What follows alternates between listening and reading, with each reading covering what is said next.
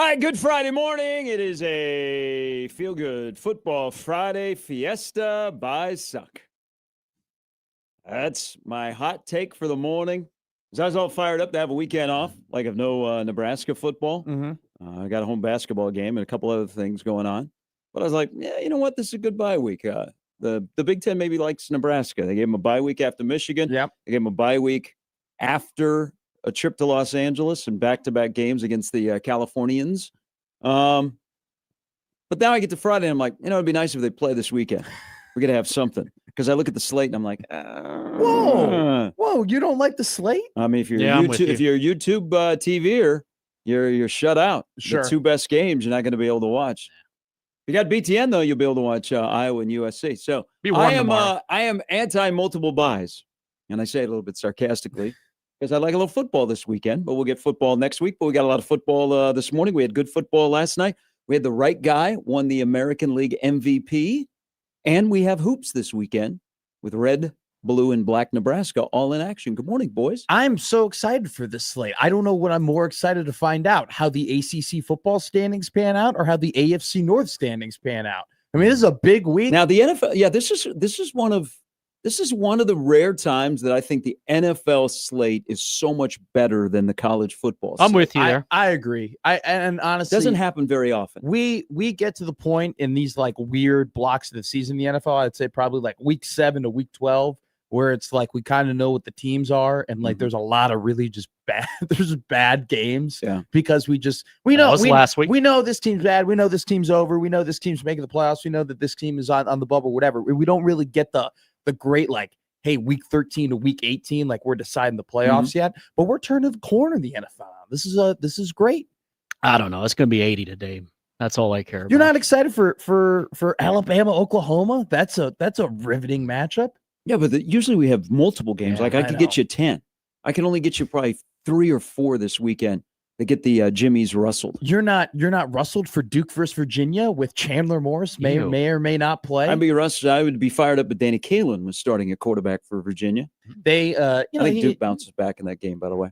Against Virginia. Yeah. Wasn't that one of our picks? I think it's dependent on who's starting at quarterback. I think if Chandler Morris is starting at quarterback, I would say that Virginia's going to win that game. If Danny Kaelin didn't have a bad statistical day, like I mean he was thrown into the fire. Yeah, and he had that 54-yard rush on his very first play when he came in. But then like on top of that, they only scored like 9 points. So I don't know. But SMU, talk about winning a bye week. If Pitt loses and Virginia loses, they don't play, and then they rocket into first place in the ACC. Wow. Look at ACC ball nowhere. And then they play Louisville next week, which will be like a marquee matchup between the two sides. Are you cheating on the Big 12? If Louisville avoids an upset tonight. A little bit. Who's Louisville play tonight? They play Clemson. Yeah, that'll be a good game. People forget Clemson. Clemson's been playing really good Clemson's ball. 4-5, and Dabble might get fired. Well, I don't think so this year. They had a really good win against FSU last week. I mean, they've been playing, and Cade Klubnik is actually playing better ball. Wow, we now. have lowered the Clemson standard that beating FSU is a good win. Bobby from Bowden, where they were Charlie Ward. to where they are now, they're playing better ball. They still can't run. They were weren't they preseason 3 in the country? Yes. Yeah. You go back, like if you went back and looked at August, and looked at like the top 10, and then looked at the Heisman front runners, and then you wake up on the 14th of November and look at that piece of paper. Whoa. You mean Klubnik's out? There's some teams that have fallen off. Nussmeier, Klubnik, Lagway. Arch Manning. Yeah. Lenore Even though Arch Manning has played a little bit better of late, but I still can't. He's got to go between the hedges in prime time tomorrow night. That'll be fun. That'll be great. I can't wait for them to lose that game. I seriously am so excited. For Texas loses? Yes. Okay. All Texas has to do is go 1-1 and not get blown out in their one loss. Because if they either win tomorrow against Georgia or win against Texas A&M and lose the other, but it's not a blowout, I think they make the playoffs. Yeah, it's ridiculous. I want them to. I want this to be over. I want them to lose. Any day that begins that ends in Y, you want Texas to lose. You sound like a Nebraskan. In particularly this year, because it's just been a fraudulent year for them that has been propped up by the fact that they were preseason number 2 to begin the year, and somehow we've rewarded them greatly because they only lost by 7 to Ohio State. And anybody who says that did not watch that football game. Well, people So- also kind of overlooked that Texas lost to Florida in the swamp. Yes. Mhm. They've Florida's punished struggling a little bit, I think you'd say. they've punished Oregon more for losing to Indiana they've punished Oregon more for beating Penn State on the road than they've punished Texas for losing to Florida. They're 2 spots Well, removed. you can watch Oregon tonight. There's a couple of good Friday What night games. network has the playoff? The Clemson-Louisville game, and then you can see if Oregon will punish PJ Fleck out at Autzen Oh, there you go. Yeah. tonight. That line keeps going up. And the weather's actually going to be like nice in Eugene. It will not be like rainy. The weather actually will be worse for Iowa USC than it will tonight for That's Oregon, crazy. Minnesota. But that line is now north of 3 We're here touchdowns. tomorrow. Minnesota's had a week off. 25 and a half. Yeah. So it was earlier in the week, it was 21 and a half. That'll be that. I don't know. I think I'd probably give the points. I'd probably take Minnesota on the points there. 25 and a half is so much. That's a lot. But I guess they're going on the road. All right, welcome in, everybody. It is a Friday edition. There is a lot of sports going on. There were sports last night. There was a reminder last night that the Tennessee Titans organization might be the worst owned and run. Sorry, Josh. Well, knows that. it's taken the title away from your franchise. Whoa. I mean, Whoa, we were not the worst run franchise in the NFL. There were, I would say there's probably 5 that were much better, or that we are much better than they were. We're not worse than the you do have a Browns. good point. We're on the not Titans. we're not worse than the Jets. We weren't worse than the Titans. We weren't worse than the Jacksonville Jaguars. Hell, until like 3 years ago, we were very much clear of the Detroit Lions. Mm. Well, I might actually agree with Matt here. What's going on? the Tennessee Titans takes. are such a poorly run organization and such bad ownership Mhm. that I hope they enjoy watching the New England Patriots play, because I can't believe that Mike Vrabel was their head coach. So they're now 9-2. They've won 8 in a row last night in those beautiful uniforms. You like them? I liked them. I liked it. came around. It's kind of like when you mix colors. You get a little navy blue and a little light blue, and that's what you get. Maybe a I kinda- rebranding. I kind of liked it. I liked even more that Drake May is my fantasy quarterback, and he's doing work. But every time that Mike Vrabel speaks or walks on the field or interacts with his players, I think if I'm a Titan fan, I get angrier and angrier. So, his first year. And also, if I'm a Browns fan, because remember, he was in the Browns facility last year, and they let him go. And now what he's doing in New England, I mean, they might clinch the number 1 seed in the AFC before long. They could so go back. They could go 14-2. The Yeah. 5 of their next 6 games, minus the Buffalo game, they play teams that are currently under 500. So that's what he has done in his first year as the head coach of the Patriots. Since he's been fired, the Tennessee Titans have played 26 games. Would you like to guess how many wins they have? 4-22. They have 4 wins. Wow. Yeah, You saw that stat that was played last night. That's wow. They're terrible. I mean, it made no sense then. It makes no sense now. And then they went ahead and it's funny when you fire a coach like Mike Vrabel, you would think, hey, you got like a guy in tow, right? Like you have a premier head coach. Hey, we're gonna go and get Harbaugh. Hey, we're gonna lure Tomlin away, or we're gonna get it. No, they hired Brian Callahan, and no offense to the Callahan family, but everybody looked around and was like, what the hell is that hire? Like that is a notable downgrade. And it's once again when you allow they couldn't he was one of the lowest paid coaches. Yes. Right? If there's a couple of college jobs that are open that you're going to get paid more than the Tennessee Titans head coach. They went ahead and they had a notable downgrade. And this is just a one of those things where it's like when you allow ego and relationships to like get in the way of actually winning football games, you allow yourself to just go into a pit of despair. And like that's what the Titans have done. And they were bad last year and they got Cam Ward. And I'm shocked that he hasn't gotten killed yet, considering the I mean, he, other than Justin Herbert, he is getting pressured and sacked more than anyone in the league.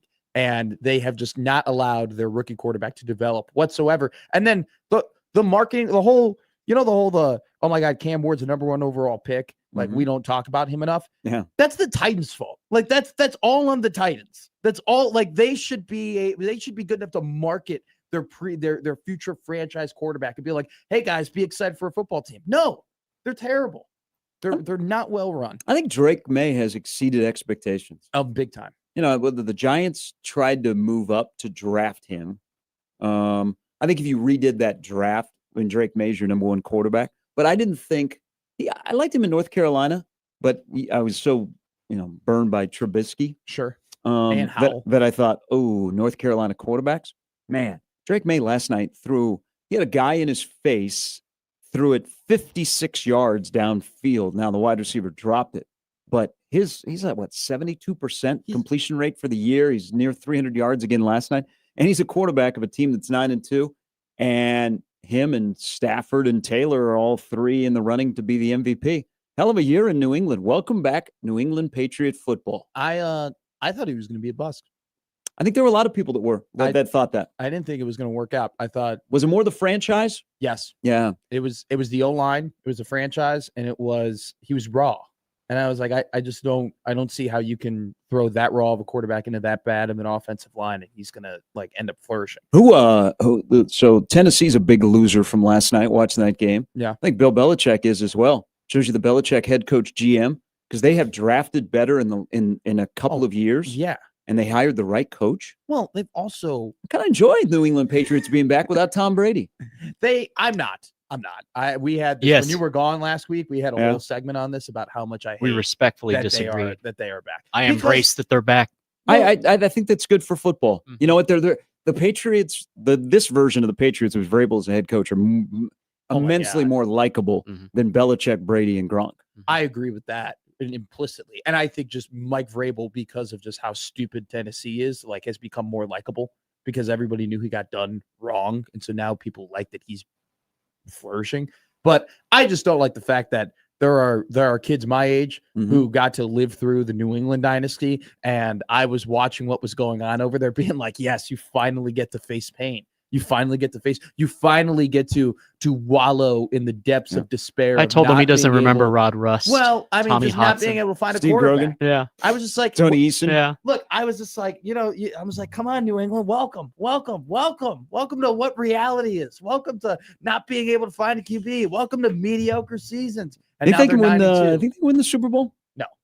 Okay. I don't know. I said that too emphatically. Could be a weird year. Like the teams that are being mentioned is in a year where there's no great team in the NFL that are being mentioned that could win. Contender. Well, it's all based on the quarterback. Like Kansas City is still mentioned, and they're 5-4 with kind of their season. Sunday in Denver, but they're still in the mix because of Mahomes. People are talking about the surging Baltimore Ravens. I had them dead because Lamar Jackson is their quarterback. Josh Allen, they got to 5-0 and they're 2-3 in their next five. Yeah. And that offense. But Josh Allen is the quarterback, so people keep him alive. Indianapolis, do you trust Daniel Jones? Philadelphia, because they've been there before and they're the defending champs and they have Jalen Hurts, and somehow A.J. Brown will ruin their season. But like the odds are all based on who your quarterback is. You could be five. There's no reason that Kansas City should have the best odds. Isn't it? But because Mahomes is the quarterback, people still think, Kansas City's going to turn around. They're going to win the Super Bowl just because of one guy. It's kind of funny. The college football odds have turned into what the NFL odds are typically are, which is just based on who's playing well at the same time. The NFL odds are kind of based off of who's done well in the past. Could be a wild playoff. The two favorites in the AFC could very well end up being the wild card teams. That's kind of wild to me. Now, New England entered the year, and even before we all knew they were this good and Drake May was an MVP candidate and the defense was playing better, they were already favored in 11 of the 17 games that they were going to play. They had an incredibly manageable schedule. So I think they're capitalizing off of it without a doubt. I mean, I still have nightmares of that Pittsburgh game where they lost and they looked absolutely terrible. And I think that Drake May is playing great football. I still think he has some bad turnovers in him where you're scratching your head. I would say this, though. I'd be very confident right now to say that I think that the Super Bowl champion will come out of the NFC. I just think overall I've seen a lot better football from the NFC, a lot more competitive football in the NFC than from the AFC. I got a great weekend of NFL. Brett Cianci will stop by coming up at 7:30. Lee Sterling at 7:50-ish in the 7 o'clock power hour. Chris Crutchfield, head basketball coach at Omaha. The Mavs are back home, first time since they cut down the nets to win the regular season that they've been back in Baxter Arena, play Southern Utah tomorrow night. There's a lot of stuff going on at Baxter. They're going to drop 3 banners. They're going to hand out replica rings, and the head coach off an 0-3 start where they actually played really well. He'll join us coming up at 8:45. That's the lineup brought to you by the Rooferys at John Higgins Weather Guard. I do apologize to America about the Chiefs. Okay. It is not our fault. It is not our fault. All right, Coscus. Nance and Romo are going to be on 4 straight Chiefs games Okay. Wow. because they're going to be in Kansas City next week for Indianapolis. Then they're going to be there they're going to do the They Thanksgiving game. usually do their games. So they'll be, because, people forget when the schedule came out, you're like, oh, this is going to be a big one. Chiefs and Cowboys playing Thanksgiving in Dallas. Be a road game so for the 4 Cowboys. straight games, we are stuck with Nance and Romo on a Chiefs game, and they are deteriorating in front of us in terms of being a quality broadcast. And it's very, very sad. So stop doing the Chiefs, or the Chiefs stop playing poorly. So we get like the 5th team. There you go. Yeah, from Andrew CBS. Catalan. Why did they stop letting Spiro. Romo tell you what was going on? That was fun. That was enjoyable. That was a nice little like novelty niche thing of like Tony's just going to tell you every third play exactly what they're going to run. That was a fun year. It was enjoyable. Yeah, but you know what? Then the football people that know football Yeah. called him out as a fraud. Okay. Yeah, Is like that one- like he so he had all the cashes like Yeah. us, like Yeah, that's big in time. this room. He had the cashes. Like, whoa, the real football people were like, and so they started to call him out. People that play the game know the game really, really well. Yeah. And I just think Ironically, as so this did has Tony. gone on, you kind of look at like we are really on the wrong side of Romo and Gus Johnson. But the thing that Romo has done, I've noticed, is he's starting to take Jim Nance down. I read that. Yeah. I mean, I always like Jim Nance. I always think that he's just going to be a really good announcer.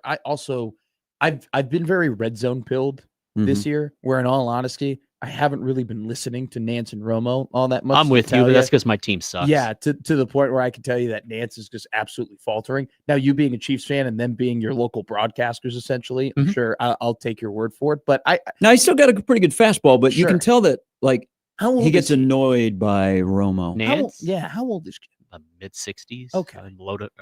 Early to Do you think they mid-60s. would? I mean, how long have they been together now? It's been like what, 6 years, 7 years, Something like that, yeah. You think they 7. benefit from just splitting them up and just putting them with No, new people 8. at this point? Or would you just get rid of Romo? Do you think Romo's run his course? JJ Watt's their rising star. Yeah, JJ the best CBS crew is their number 2 crew, Eagle and Watt, Yeah. Oh, by and that's the future of Yeah. CBS. Watt's really But good. you're not moving Jim Nance out. Right. no. Jim Nance decides when. But he would you moves put Watt with Nance? I think that I wouldn't. no. I would keep Eagle and Watt together because that's your future on out, CBS. and then you slide him over. I'd let Nance probably do another Super Bowl, and then he's already cut out college basketball. Probably do another Super Bowl. I think he'd like to, golf. What do you say, I Masters think- 2035? Yeah, I think he'd like to stick around for the golf. Who do you think's fallen off the greatest in the public eye? Tony Romo or John Smoltz? Wow. Deep questions early. That's a good question. I think probably Smoltz.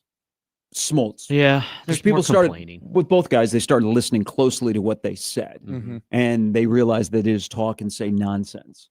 Well, I like though at least that Tony is an old man yelling from trees, being like back Which I can relate to. back in my day, quarterbacks used to do this, and we used to be so much better, and we were we're because I don't like that about Brady. Brady is annoying me with the whole we're losing the game and we're Yeah. dumbing down the game and quarterbacks are stupider and like they're not teaching the way, we're not developing quarterbacks. Is okay. Maybe that's maybe you wanting that's him to true. be more maybe upbeat? he's got a point. Maybe, but at the same time, like the NFL just doesn't need to turn into the NBA where you have all the old men who played in the 90s deteriorating the product. It was better back then. Oh, speaking of that, I don't know how much you've been able to watch. What NBC Peacock is doing to the NBA. Bringing it back. Well, then the Maria Taylor She's great. studio shows, Oh. and Vince Carter is on there. Big old Carmelo dump on Anthony. ESPN. They just talk ball. Mhm. They have no So agenda. They have no back in my day. They just talk. They talk basketball, and That's you what can we tell. had. You can tell that they love the sport, Mhm. regardless if they're playing or somebody else is playing. They make you care about teams you wouldn't care They- about. Yes. yes. They I'm were going to watch Yeah. this game. They were I don't hate breaking down the watch. Milwaukee Bucks identity like a week and a half ago, being Yeah. like, what is this team really trying to do? I'm like, I haven't heard anybody talk about NBA like identity talk of like what they're trying to accomplish on offense and God Maybe your knows whole how long. life. No, I mean, I mean- it's also Carmelo Anthony. I had no clue he would be this good at Mhm. being. He's really comfortable. He is so comfortable, and he's cool, but he's not like, I don't know. I think Shaq is he's getting older, and now We all Shaq is are. getting into the age where he's trying to be cool, like he's trying to be hip. Where Melo is he just shows up in that coat and the glasses, and he's like, I scored over 25,000 points in my career. Like I got one of the best mid-range games of all Olympic time. Melo. Yeah. Like, Spurs on NBC He's- next Tuesday. I'm excited. and the Marv Albert lead into the You do like the a good Boston vignette. Philly game. Mhm. That vignette. They are helping the brand Mhm. because they're making it like, okay. I mean, everything is nostalgia. Look, we had a segment yesterday talking about the 96 uniforms that the Huskers are going to wear in Sioux Yeah. Falls tomorrow. They're beautiful. We love our nostalgia. We need to lean into more nostalgia. We don't do it in college football enough. We just don't. Hey. We don't. We avoid the nostalgia and we talk about everything else that has very little to do with what happens on the field. That's where college football is missing because the nostalgia in Yeah. college football, I mean, you get drunk. Oh God. I mean, there's so much good stuff, but we just really don't, TV networks don't really put it on you. But what NBC has done to the NBA, man, that's a great partnership. And I haven't looked at the ratings, Mhm. and it's still early in the year. And, the psychedelic courts are back tonight because the NBA Cup is being played. Yeah, gross.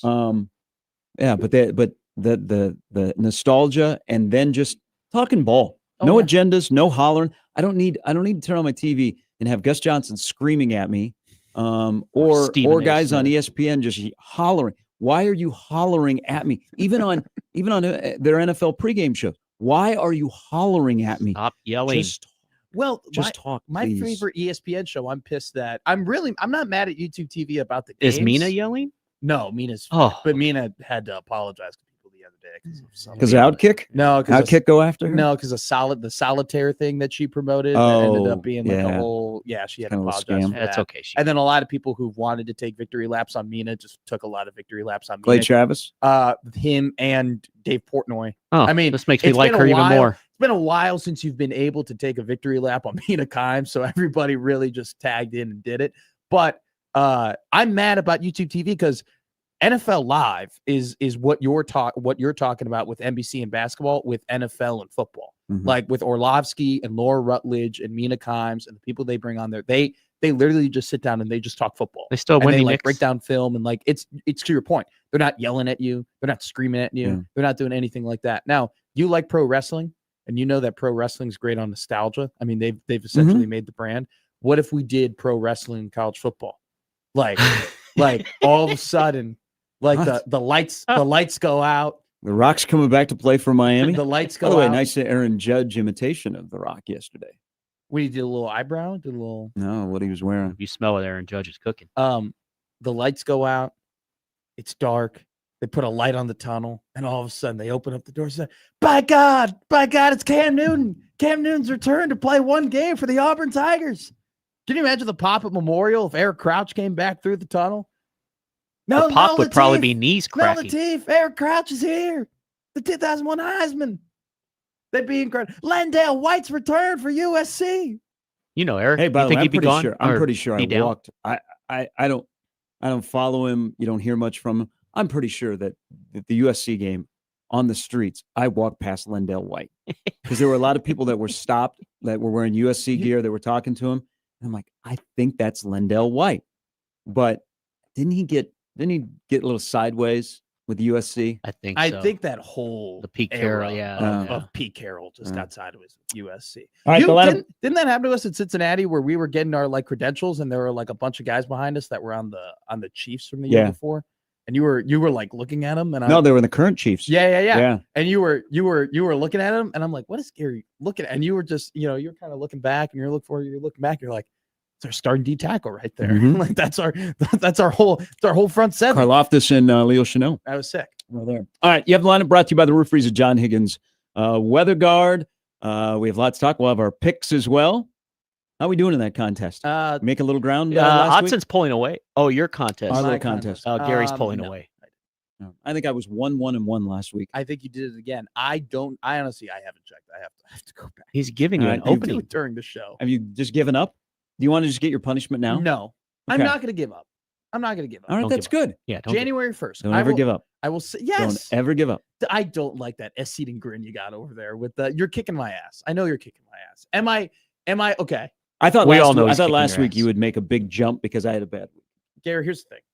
I will admit this. About 3 weeks ago, I was actively tracking my picks and actively tracking your picks. So if during you've the given up, games. and then because I am, He's playing out I'm the dialed string. in today. Now I'm not. Just say I'm not thank giving you. up. The contest is over. I'm dialed in too. I have good picks too.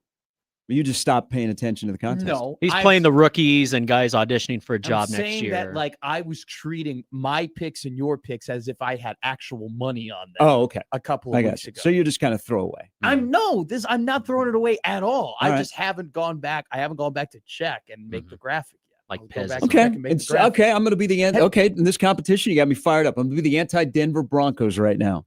How's The that? Denver Broncos are survival instinct. I'm killer instinct. Oh, You're gonna try even harder. Yes. Okay. You're the worst. I mean, I have to. up 40, going to go deep. By the way, That's too, Sean McVay, man. I wish the guy that was calling plays in Lincoln would do the same thing. Sean Well, McVay yeah. doesn't matter what time of the game, the score. He is super aggressive and goes for the knockout. And then when he knocks you out, he picks you up, stands you up, and knocks you out again. Well, he learned his lesson from the Philadelphia Eagles game because in that Eagles game he kicked 6 field goals, and since then I think he's like, I will never, ever, ever do that again and lose that football game. All right. We also have tonight a monster night around the state of semifinal football where Wahoo is the epicenter of high school football Home and office. also Phelps Field. I hope there's a huge crowd. I hope the place is packed. I hope it's standing room only around the track, around the fence, because Millard South and Omaha West Side play in the semifinals. Why does every game start at 7? That's all I ask. Why does every game start at 7? Well, Gary, heat We exhaustion. could have, you know what? today. We could have done this. We could have had games last night. We Oh, could have yeah. split them That's up, true. had some on Thursday, have some on Friday, but nope. All of them were going to play at the same time. I'm pumped up. What about Saturday? With it being a bye week, you could have Well, snuck one in there. You'd have to. Maybe. You don't know Nebraska's schedule, True. and there's just even though I'm very curious about high school football on an open Saturday, there's a little hesitancy to Do the have high school Chicago 1 football. o'clock. Like let's pretend like we're the East Coast or like Chicago or some of the bigger cities that have stadium issues Mhm. where they will play and also where college football is not a big deal. Mhm. They'll play like at 1 o'clock Yeah. on a Yeah. Saturday. I would have just maybe a Thursday and Friday semifinals, just stagger it. So So you could go to both I'm games. just is being really very what it selfish is. here. I would I'll be at John and I are doing the game, Millard Southwest Side. I would love to be at Bennington Waverly. I'd love to Yeah. be in Gretna. Yeah. I would love to be at Burke Stadium. But you know what? They all kick off at the same time. You don't want 1 o'clock games on a Saturday for the semifinals. Like that's for the quarterfinal, like for round 1, round 2. Like I've been to those. They're cool. Yeah. Like it's like one, like, you don't really see high school football without the lights. Like to see it like under at least You're in wanting the Chicago, lights for the to see it- nitty gritty. Okay. But like okay. for Final Four, you don't want a little bit of a sleepy 1 o'clock Saturday high school football game where there's a bunch of other stuff going on. Like Who's the you- Texans of you- high school football? And then they could get the 1 o'clock game. that's a good point. I honestly, I would say the Texans of high school football, and this is honest, is probably the team that Trey Taylor plays for. Like they're just kind of always around. He had a great year this year. He might win Gatorade Player of the Year. Might end up being a 5-star and when it's all said and done. Shout out, Coach Anthony Mackey or Jason McKee, not Anthony Mackey. Jason McKee did a great job. Who's Anthony Mackey? Anthony Mackey's the Just a random guy you Yeah. met. Anthony Mackey is Captain America. He was the Falcon, and now he's Captain America. Jason McKee is the head coach. Shout out of Peter Trey Parker. Taylor. I just had a quick blurb. I'm sorry. It's been a while since one of those has happened. Shout out Clark Kent, one of the great journalists. Well, I mean, he was a pretty good journalist. Clark Kent. He's the best quarterback that Matt Rule's ever recruited.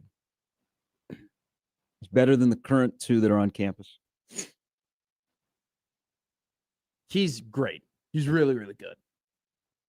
Dylan's high school football tape was awesome. Dylan's high school football mixtape was incredible. And Dylan, I also trust the evaluators who firmly had Dylan as a 5-star the entirety of the time. But he's up there. No, I'm like, he's up there. He's great. I saw him play at that 7-on-7 at Memorial Stadium. Did Absolutely Dylan? carved it I don't want to make this a Dylan Taylor fight here, But did Dylan ever play on a bad team? No, he didn't. He played on really good high school football teams. And you're and right. I think his brother Buford is playing tonight. Dayton's having a really good year for Buford. By the way, I mean quietly we'll forget about Dayton. Yeah, it's a nice year. You bring up an incredibly valid point. If Trey Taylor literally took what was a mid Chicago high school football team and made them legitimately competitive this year, they beat Loyola at Loyola. Yeah, they had a really really good year. They were really 4-6 last year. Yeah. And they were, and they hadn't had like a 9-win season in God knows how long. And he did legit. He's stuff. the best He's the best quarterback that Matt Rule has ever recruited. He's the best Pied Piper in recruiting that Nebraska's had. I won't disagree with that. I mean, but they've gotten in the door on some 27 kids that right now at this current stage they have no business, but because of him, pretty impressive. All right, we've got lots to discuss. We will dive into some Nebraska football talk, of course, on a bye week. Lots of hoops as well. Creighton is in action tonight here on the Zone, Maryland Eastern Shore, downtown. And as I mentioned, Nebraska's up in Sioux Falls tomorrow at 6 o'clock. There'll be a lot of Nebraska fans up there. Lots of Nebraska fans that will be up there at the Pentagon to watch Nebraska and Oklahoma and think, man, the Big 12. Big 8. Big 8. Go deeper, especially with those beautiful uniforms. I like the Big 12 better. Need a Phillips 66 banner in there. They're going to have matching, like the matching Converse shoes for the jerseys tomorrow with the little zigzags on them. It's 96, not 56. Don't think that Adidas will be. You don't, no. You don't think they'll make like Adidas / Converse like type little thing? No. All right. All of that to come. Plus, again, 7 of the last 10 MVPs have been won by 2 guys. Baseball. It's good. Both guys that won are already in the Hall of Fame. They are the GOAT. Now we have to talk about Judge as being one of the greatest right-handed hitters in the game. Yeah. All right. All of that till 10 on a Football Friday Fiesta on 1620 The Zone.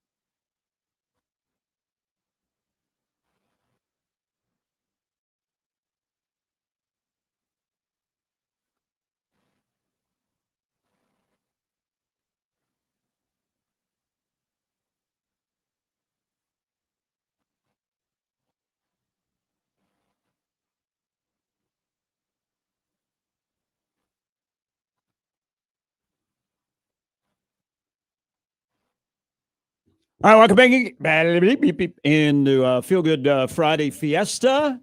Along with Jimmy, I'm Gary. There is Matt on the show, Brett Ciancia in about an hour, Lee Sterling as well. You guys want a good bye week? We've kind of brushed by it, topic about Nebraska football. Oh, okay.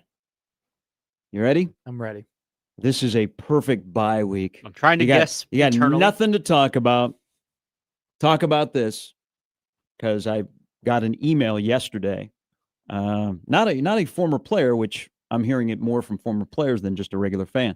Is it not something that the bones are not being thrown by Nebraska's defensive players, but other athletes at Nebraska in their competition throw the bones? Wait, I think This is a I've heard great- this in my house. So, okay, I've heard this from former players. Yeah. So this is like a big deal to them. And if you throw the bones, but you don't do it properly, someone will say something to you. Yeah. If you are a former black shirt, it's a big deal. And it's a big deal to fans because that's one of the signature things in Nebraska Identity. football is the black shirts and the bones. So I don't know if this was a discussion somewhere else that this has gotten reunited or it's just the bye week and we got nothing else to talk about, but got a lengthy email from a fan that was very disappointed. And they went to wrestling. I guess I did not say which wrestler. By the way, good luck National Duels this weekend down in Tulsa. What a great event for college wrestling in Shout out, Nebraska. Joe. Nebraska will be there. Is one of the wrestlers either won by pin or a technical fall and did the bones? It was Ferrari. Okay. He did the splits in the middle of the mat, Wow. which was wildly impressive. Like that big of a dude. Like, and he didn't just like, you can inch into the splits. Yeah. He like jumped into the splits, like full My on. man. Dude. It was Balls it to was, mat. dude. Yeah. No, seriously, it was impressive. And then My man. he's cornered this way. He faces the crowd, and then he threw the bones, and it was an awesome celebration. So let's discuss here. Is this So a where's the thing? connection? Is this a thing? Is the current Nebraska football program disconnected from the past? They want to distance themselves from the past. They don't believe in the fans. It's us against them. And so that's the reason why defensive guys, when they make a big play, do not throw the bones. This is a great bye week topic. If I wanted to be a flamethrower, I'd just go nuts and just make stuff up. But I'm like, they're 7-3. I we get Jay back on? I know around here you might listen to a discussion and think that Nebraska's 4-6. They're actually 7-3 with a fairly good chance to be 9-3. Mhm. Go to a good bowl. Fairly good chance, actually. Like, you're not joking. It is a fairly Mhm. good chance of finishing 9-3. Hell, even 8-4 would be great. Seriously, Good Well, bowl, that's a good warm chance place, that'll happen. or Nashville. That's a real. We- Well, you don't. I, think no, it- I, well, Okay, no, we'll see. no. There's part of the record that I got a question that I will pose a little bit later. But do you guys want to engage in this? Do you want to Yeah. have a little fun in a bye I'm here week? for it. This is why I love living I'll here. I'll tell you exactly. Number one, They're 7-3, and they're going to have potentially the first time Nebraska football's had an All-American in 14 years. This is great. I So- love this topic. so what I By the think, way, thank you for the email, Brian, and he was very passionate about it. So I'm not Mhm. like tinkling on him. I know that it's a topic amongst former players, like they get a little bit heated. But I thought, okay, it is. Tell me that it's a bye week when it's. Hey, this is better than rule to Penn State, so I'm here for this. I have a solution to this. What if we get a black shirt section and we put 3 black shirts like in a certain section, and we put them at like a table, and then every time somebody throws the bones, they go ahead and they give a score of how the bone throw was. And that way with the black shirt section does this being there table with go? the three judges, everyone feels a little more pressure to throw the bones. I think it's a great idea. Okay. Yeah, I'm. Trying No. to think of the logistics here. Well, you get three. We can seats workshop for three it of at the black staff shirts. meeting next week. I'll tell you why. Kids these days, all the celebrations, Mhm. there's no unique celebrations anymore. Okay. Nobody Like has music. their own, like on defense, everybody does the thumbs down, right? They go thumbs down, or they do the slime thing, right? They like do the slime, Yeah. or they do the seat belt. Yeah. What happened to the You know? seatbelt? The last year, the seatbelt was very, very popular, and people didn't realize that's what it was of locking someone down. Yeah. Yeah. and people thought I it was a prefer sword. Neil Smith's thought swing. they thought it was a sword. That's Yeah. what I thought Okay. too. But yeah, no, it's if you talk to the kids, they told you what it is. It's Click it or tick- locking somebody down, so you're putting in the seatbelt. But that became like the dab. You know, like too many people started doing the dab, and then no one was doing the It's dab true. anymore. The seatbelt, too many people have done the seatbelt, so we're not locking people down. I haven't seen Anymore? the seatbelt done very much Me this either. year No, at all. It's taking a step back, but it still's there. It still's. I'm telling you, the thumbs down though, the thumbs down right in the guy's Yeah, face yeah. or right at the sideline. That's the new one. That's the big one. You should Or- ask the kids you travel with for Omaha basketball. They could give you a little I don't younger think the perspective. Omaha men's basketball team is going to throw the bones after a dunk. That would be kind of cool. Though. Now the first I'll People will be very confused. Probably the athletic director be very angry. what are That's the not what are the ours. best sports that you could do like the most unassuming sports you could throw the bones in? bowling. Oh my god, that'd be awesome. They're a wagon. Well, wouldn't that The Nebraska bowlers have done that before. wouldn't that make Because sense? then the commentators think it's to signify strike. Yeah, the strike call. What if in do you think gymnastics, I am? you know, after a great bar routine, you know, you go up there, you just throw the bone. This is not helping the argument that Like Emma other Spence getting other up there. sports at Nebraska are throwing the bones more than the sport where the bones were born. Wouldn't they like it though if like everybody was throwing? One of the former black shirts of the past like it if everybody just started throwing the bones? Can you imagine the reaction if Keisei Tominaga hit a 3 and he threw the bones at PBA and then everybody started throwing them? Just make the bones universal. Everybody gets a bone. It's just very unique to Nebraska. And I mean the defense is fine. They don't really promote the defense as much this year. I noticed in stadium. In terms of, I mean, they asked 90,000 people to come dressed as black shirts. but what do you mean other than like they don't promote them as much? Like what You are they? don't see the The skull and bones on Husker Vision as often as you used to. I do think. I though, think that- Nate Rohr has killed the black shirts Okay, and the bones. no, Whoa. I Because was on about third to down, say the opposite. No. the music would get you fired up, and they'd throw the skull and crossbones up on Husker Vision. Right. Now it is Nate going, third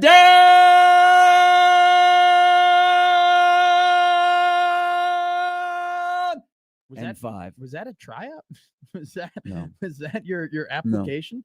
By the way, real quick. Yeah, if good people- job, Nate Rohr. You've killed the throwing the That's bones. You not killed the true. black So shirts that's where it tradition. all That's goes. not true. First People off, thought it was just shoddy defense and just handing them out willy nilly. It was It's actually the PA announcer at Memorial Stadium. I have a bone to Put pick. that on your resume. I have a bone to pick with people on Twitter though, and this is not like former black shirts. These Love are that this is a bye-week topic. this is no. I have a bone to pick This with is a great former bye-week topic. with former alumni because there are people who are on Twitter who go, why do they have 3 fingers up when they're putting the bones? Why are they? It's not a 3 and out. They shouldn't have 3 fingers up. Okay. First off, I want to make this very clear. When you go to the student section, they're not handing out pamphlets. Okay. They're not handing out reading material and telling you, hey, this is what we do and why we do it. All right. My mom asked me, she goes, why do they take off their shoe and they just start, pumping it up and down? That I thing go, is stinky. Mom, I was at a game. A drunk senior came up to me, yelled at me, he goes, take off your shoe. And I took off my shoe and I started pumping it. All right. That's just what happens. Okay. Nobody told us, hey, you only put 3 fingers up for here. You 3.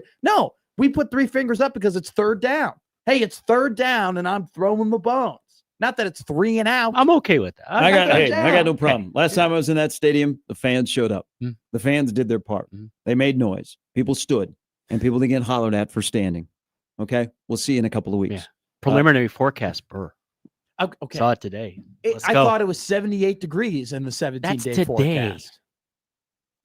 34 right now for Black It's- Friday. But it's- the sun, so It's literally like 15 tropical. days away. You don't know. I'm excited. Ooh, what happens if a California kid can't play in the cold? 402-951-1620. There you go. 1620. See, I could just create content on a bye week. Didn't USC already come and win? I mean, they already came to. But Lincoln it in wasn't 30 November. degrees. Latif didn't start, Yeah. We did play. He didn't. but he didn't start. he didn't play too. Yeah, and I didn't start.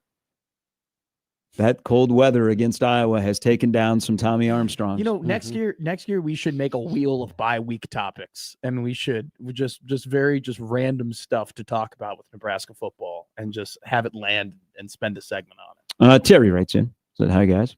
Said, throwing the bones is a defensive move. Was he going against AJ Ferrari? The problem is the defense isn't making a lot of impact plays. I don't want them throwing the bones after they make a tackle after a 12-yard run. We have a no-fly zone secondary, so they don't get to throw the bones because no one throws on them. We're not getting any sacks, which was what started the Bones throwing in the 90s. Making some valid points here, It is defense. Valid points. Okay. Nebraska has some of the Keanu least Davis amount pops up after a 3-yard gain, and he tackles some guy with a solo tackle. He jumps up and throws the bone. We got to reach our quota. He would get made fun of for that. He would. People would be like, why is he throwing the bones after a 5-yard first down run? You do have to get sacks. That is a valid point. And also, too, if you get a pick, all right, if you get a pick, I don't know if that's a bone throw. If you get a pick, you run to the end zone and you do the little dance in front of the camera with everybody. Like, that's what you do after a pick. Tradition is dying with Nebraska football. I wouldn't take it that far. That's sad because that was a cool moment, and the little kids would do it. And then when they would talk back to their teacher, they would just throw the bone. And then I'd have Jason Peter tell me, you're not doing it correctly. You got to do it like this, where you place the left and right. Is it left in front of right and right in front of left? It's a great topic. I don't remember. I would love, we should have a bone throwing seminar. Bring somebody down to the field. All right, everybody. Have it we're at gonna Oscars? take our left arm. Why is it always the guys from the 90s or PJ Smith that are always upset? Well, is that all encompassing sports or is that just Nebraska football? Nebraska football. Okay. Because I was about to say, I think just all encompassing people who played sports in the 90s are just very mad about things all the time. The NBA, Nebraska football. That doesn't mean they're wrong. I don't think guys in baseball are mad about playing in the 90s and what's going on now. Do you think I don't know. The guys in the 90s, are they like, oh, I'm so happy I played back then as opposed to now? No. Baseball is one of those where they know that it's tough to compare across eras. Mm-hmm. So they really don't compare. That's good. They actually have a head on their shoulders. I wish the NBA would take the same. You are crapping on the 90s today. Well, I'm It's kinda crapping on surprising for 90s you. basketball players. 90s were pretty good. There was a nice stretch of 60-3. Pretty good football then. Yeah. I'm not talking about Nebraska. The Jackets football. were beautiful. I'm more Nebraska was winning by Nebraska going to a bye week, and they'd be like a 5-touchdown favorite against the bye. Mm-hmm. It was pretty good. It was pretty good. Nebraska's got a chance to move up and improve because everybody that has a bye gets bumped. So if you're on a bye this week, you got a chance to get a little bump. you know what? It'd be nice if Nebraska won a bye. Be a big win. Be massive. Well, maybe some people have some bonuses in their contract. Are there incentives in college football now for you're talking about coaches. You're talking about coaches. Yeah. I was about to say Like players? yeah, are there player incentives? I would I don't think love so. to know if somebody across the country has if I get, hey, this is my 50th reception, I get $100,000. I think the only incentive was if you win the crown, you're going to split a mill. Can they put the banner up? I'm not being sarcastic. There's no banner. I wouldn't. No banner. It's a postseason tournament. They No won it. banner. Boys got cash, went and partied. No banner. They should put the banner. Trophy, nobody knows where the trophy's at. That's crazy. It's not like they're going to take it to Sioux Falls to show off hey, put it in the lobby. Do you think Pat Norris knows? He does. It actually might be in his office. All right. Hour 2, which will include Brett Ciancia and Lee Sterling coming up next.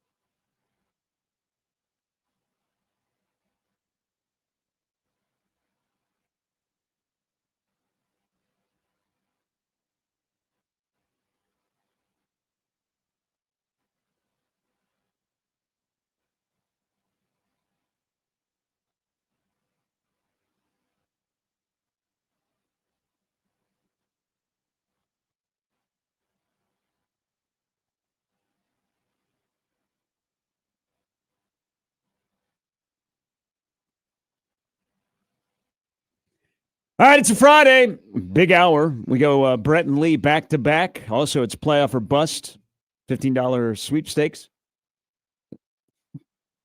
Hey, bud. One second here. Yeah, do your thing. Is that price right? What? Were you reading? What are you reading? It's the play. Okay, so we have a little copy here. Okay. It's playoff or bust for the $15 sweepstakes. No way. There's no Well, way. it's been a tough year. Yo, Disney isn't the only one who had a bad quarterly report. We're doing our best. No, that is wrong. Is it 1,500? It's $50 bucks. It's $50 sweepstakes. Yeah. Hold on. It's There's events. we had one yesterday. I think it's 15,000. So it's 15,000. Oh In my fact, God, okay. the promo Yes. plays here in the next Okay. break. So Okay, enter for your chance at 1620 the zone $15 to win $15,000. Here it says $15. You know that I went to Five Guys. Boy, that website might crash. I went to Five Guys yesterday. that 15 wouldn't be enough. That 15 wouldn't be enough. I paid $20 for a burger and fries yesterday. Which, by the way, I got mad at the Five Guys guy because I told him I Wow. wanted a bacon. Like I said, I'll do the combo bacon burger, and he gave me a bacon double cheeseburger. And like Wait, he gave you more burger for less? That's for more. I had to pay with the double cheese. Oh. I didn't want to pay. Yeah, I didn't want got that you. much meat, and I didn't want to pay that much. much meat. A couple of things here on the great bye week topic about Nebraska's killing the throwing the bones tradition by not sacking quarterbacks. Well done. I think it's intentional. John Butler said, I don't like that tradition. Let's don't sack the quarterback, but let's get close. Somebody's gonna go. Who started this narrative? Who started this conversation? It's off And an I'm- email. It and has. I'm- and It's off I'm an email. right there. It's off an He's email. right there, officer. It's off an email. On PFF, do they have close sacks? Because they have almost interceptions. They have pressures. That's what close sacks are. But I would like against UCLA, Nebraska had quite a few were That's- in the neighborhood, almost could make a sack. That was havoc play. Havoc plays is what that is called. Do you want them on pressures to throw the bones? Is that how bad the pass rush has become? That you want them to start? Hey guys, we got close to the quarterback. John Butler said, let's don't sack the quarterback. Let's get close and let my defensive backs take care of it. I don't like the bones. You guys don't do them properly. Chris writes in, I don't remember seeing the Black Shirts logo once at the USC game. The branding is certainly not as prominent as it once was. Yes, that is true. Kind of worried it's going the way of the Wrecking Crew. Yeah, the branding for Black Shirts is not what it used to be. Like it used to be a prominent part of the game presentation on Husker Vision. Maybe somebody got upset because there were skull and crossbones being shown on Husker Vision. But it's not leaned into as much, and maybe because it's kind of been a roller coaster of this tradition. Sure. So I got a question for you. So you know that I have a pretty decent collection of schedule posters. Yeah. I love collecting those things.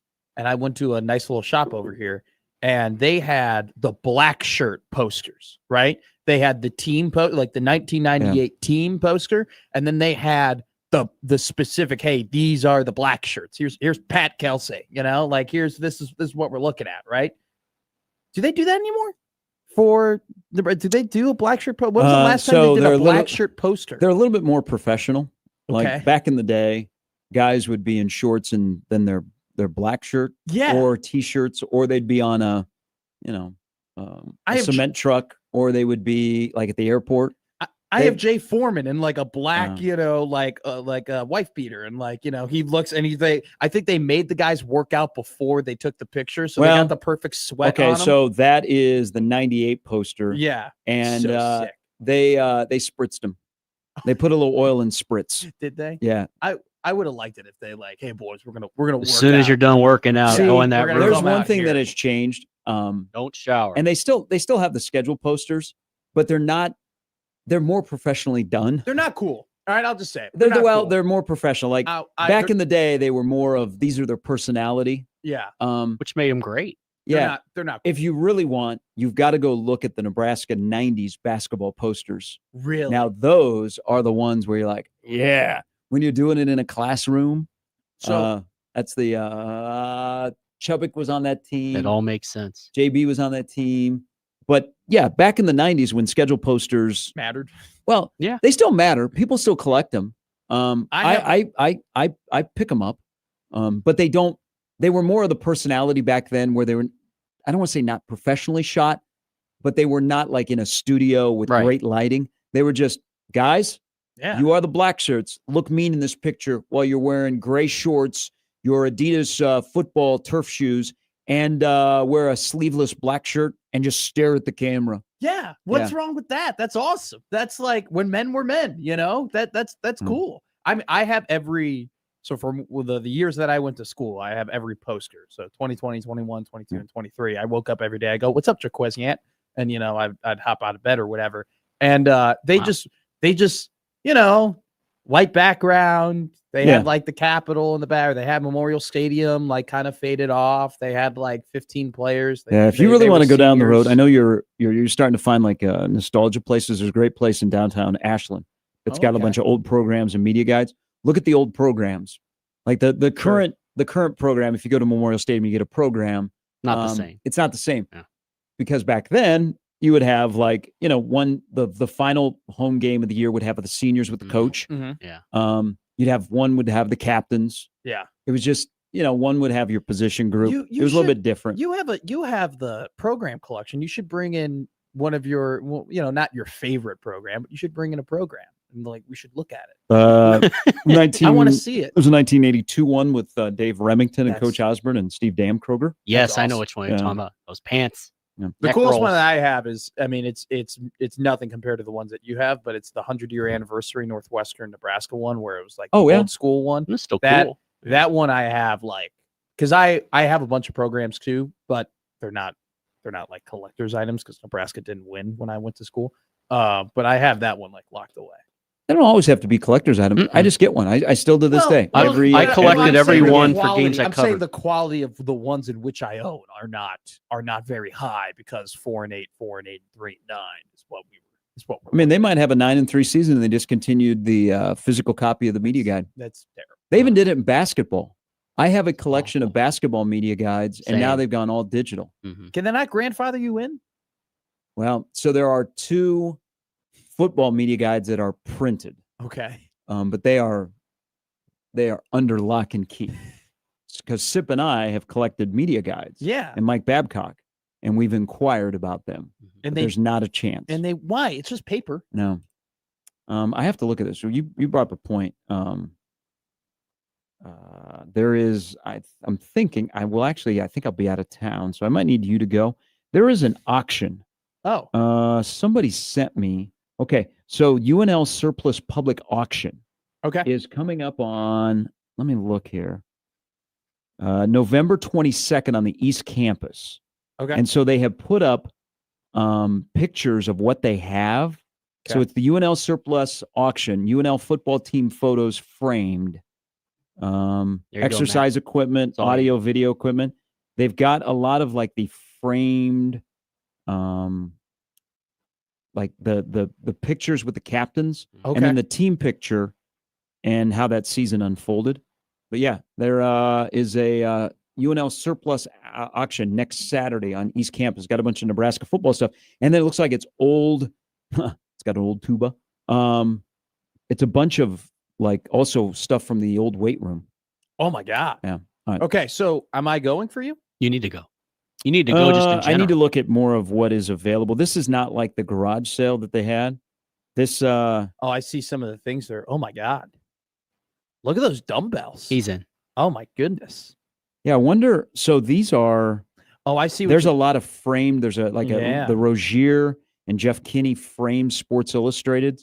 There's a really cool picture here of LP. So it looks like that's framed pictures of Yeah. individual players. Wow. Hey, there's Dan Alexander. Ever tell you about the time I interviewed Dan Alexander in the locker room? No, you haven't. No, not going to tell you. All right. All right. Brett Cianci is going to join us at the bottom of the hour. Nice guy. I know the story you're talking I'm about. actually now excited about this of me going Dude, he with was- like, He was great. He was a great interview. He's a really, really nice guy. That probably ran the ball too much in the 2000 snow game in the fourth quarter against Kansas State, but I wasn't the head coach at the time. Yeah. at the time. I always wanted to do the interview because the locker room show was inside the locker room. Yeah. Like I would just go from player to player. Weather that night. Miserable. Well, it wasn't that game. It was a home game. And I was the insistent on home doing game. the interviews naked. Yeah. No towel? My air dry. Well, Jeez. have you been in an NFL locker room? I know. So I have not. now that there are more females, they kind of ask you to cover up. But the first couple of times I went to cover NFL, you wait for a player as he's getting dressed at his locker. Yeah. And he may, once he turns around, the cameras come on and they start interviewing him, he may or may not be dressed. But they have, because there are more females in the locker room, they've just asked for some decency of players, Yeah. you give them a little privacy. Yeah. And then they'll be dressed appropriately. But yeah. I'm going through this surplus auction here. I think that was just a Dan Alexander. I think Dan Alexander wanted to be naked a lot. Maybe some guys like to do it. He was. Real quick, I'm going through the surplus auction, and there's a lot of really cool stuff that they have, like sports stuff and the frames and everything. Yeah. If you get to page number 8, okay, there's now pictures of like chairs that you would sit in at like jury duty, or like, if you're going to a doctor's appointment, like the type of like the fabric chairs that are like really cheap with like the over it, like they're just giving out. This is just a bunch of like there's desk chairs that you could get at like the Goodwill. There's some good stuff at this auction. You can go to. You can get a booth. You can get like a booth at the library. Yeah. I want some weightlifting equipment. Okay. Omasker on Twitter tweets in. You can get a jugs machine. I think Nebraska should do what they can to switch to the Patrick Mahomes branded uniforms, the Adidas version of the Jumpman Nike uniforms. Tech switching to them full time next year. We could be 1 or 2 teams to have them. There's Patrick Mahomes. Is that? I mean, I know he helped design the ones they wore last Saturday. They switched. Is that what they're going to? By the way, you remember they switched from Under Armour, which just dropped Steph Curry after the long relationship with him.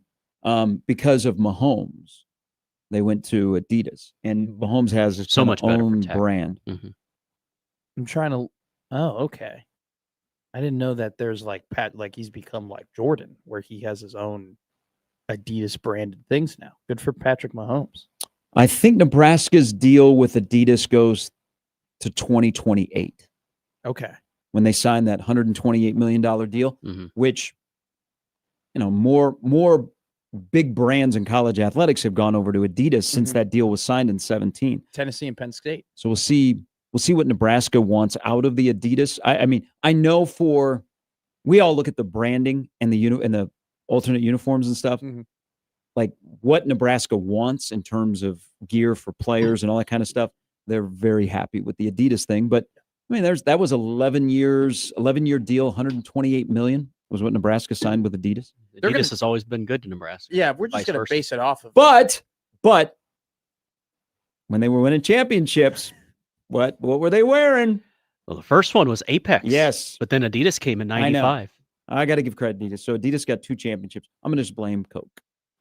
Is that what you're blaming? That and Herbie Husker? Coke and Apex going bankrupt. What if has really hurt Nebraska football and the Dallas Cowboys? Another great bye-week topic.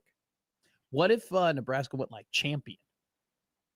Okay, we're not going to Stephen Barry's to get Husker gear. What do you mean? I think that we're switching to Russell Athletic next year. The old fleece jackets and the old pullovers and like the type of jerseys where it's like the mesh and everything like that. Yeah. Zig where everybody's zagging. Go back to the 90s. Screw minimalism. Oh, now we're back. Okay. Hey, go back to the 90s. Does Stephen Barry's even exist anymore? I've never heard of.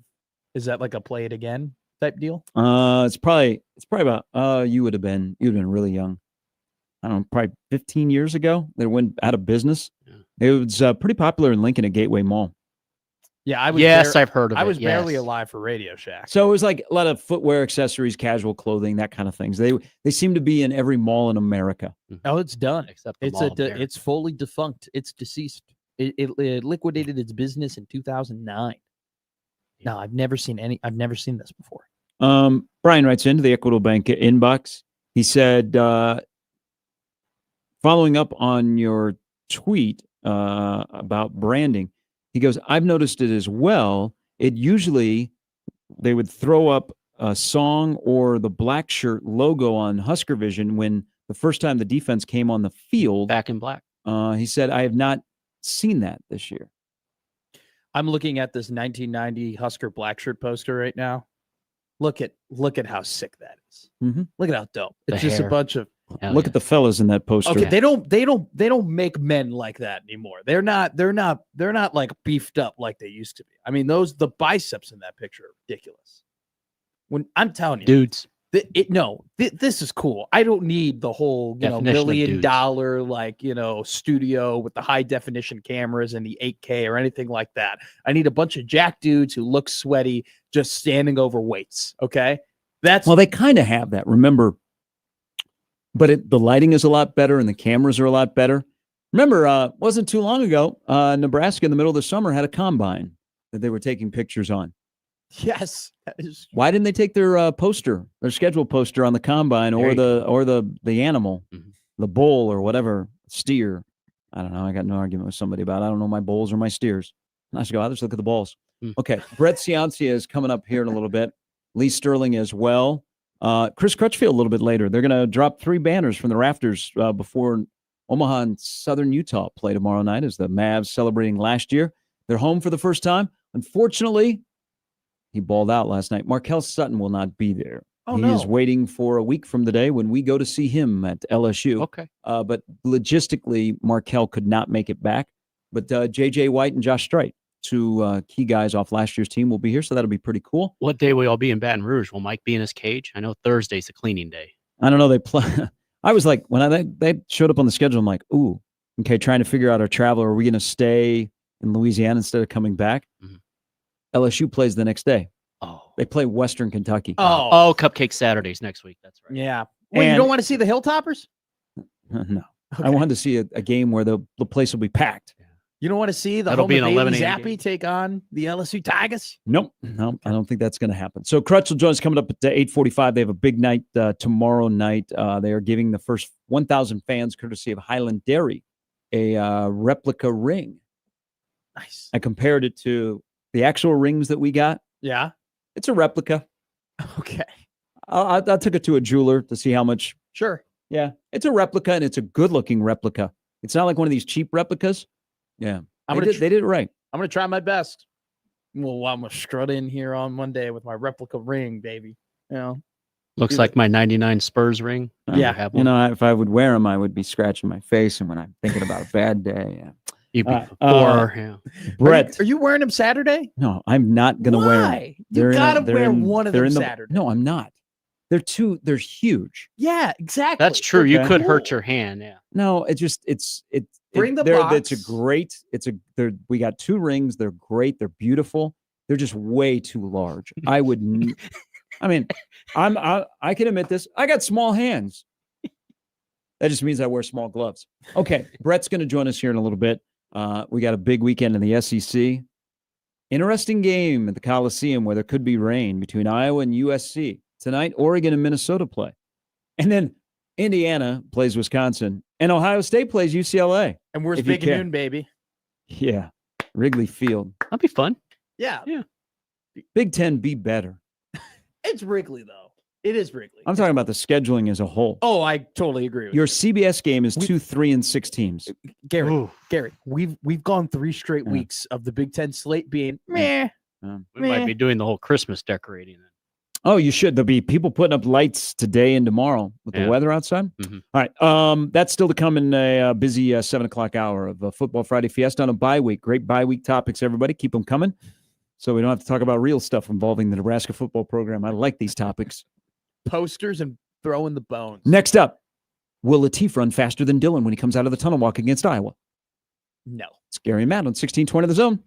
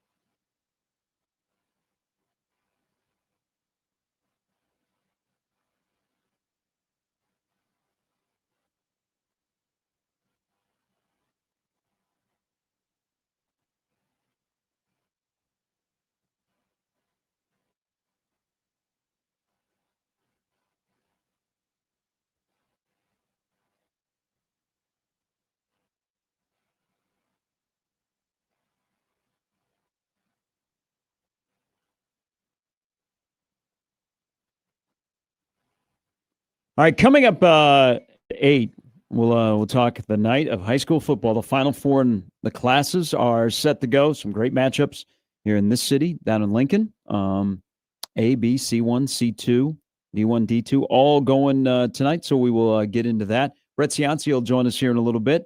He is a Heisman Trophy voter. And Urban Meyer, not sure what you're talking about. What's Herb talking about? So Herb is upset. He said that people are lazy and that they vote in the midseason. Well, you cannot, because you do not get your electronic ballot until the regular season comes to an end. He is on this push for moving the Heisman judging, voting after the playoff. So the last college football game is January 19th. You'd have the ceremony in February? Yeah, it wouldn't go over well. Well, okay. People moved on. So, yeah. So are we going to retroactively do this and give Tommy Frazier the Heisman in 95? That's a great point. That and, okay, so you just, we're just eliminating all of the potential players who had great seasons who aren't on playoff teams. There are plenty of players who have probably in the last couple of years have had Heisman-like seasons, who have had performed at a very high level, and yet their team failed around them and they didn't make the playoff and they didn't have the national success maybe. So we're just going to punish those guys instead of, the Heisman is an individual award. Now, granted, you can't go 5-7 and win the Heisman Trophy. No. I'm not saying that, but if you're 9-3 and you had an incredible year, but your team just missed out on the playoffs, you can't win the Heisman because these guys are going to have extra games. The Heisman's a regular season award. See, this comes up with awards all the time about, well, why do we vote on the MVP after the regular season? Why not wait until the postseason is over? It's a regular season award. Yes. It's always been that way. If somehow this ever got into a conversation where it became the rule, you'd have so many people upset because you'd go back. This is the way we've done it. It's Heisman Trophy usually gets it right. Well, they usually get it right, and they'll get it right this year, but they have a lot more choices because there's no just, hey, that guy's going to win. But I think he got upset because of he's on this run, and I'm sure he'll do it tomorrow, of Ohio State is getting overlooked, which I'm with him. People really kind of forgotten about Ohio State, and they just keep rolling everybody. They're like, hey, do they have any games? Oh, yeah, they play Michigan. So he thinks that Sayin should be getting more run. So he said, people are lazy. They can't vote now. He said they vote mid-season. They can't vote now. There's they just did an email just to make sure everybody's this alive. is the first year that I've been a Heisman Trophy voter that you've had to do a survey of how much football you actually watch. Really? Yeah. Who's going to lie on that and be like, well, I don't watch any football?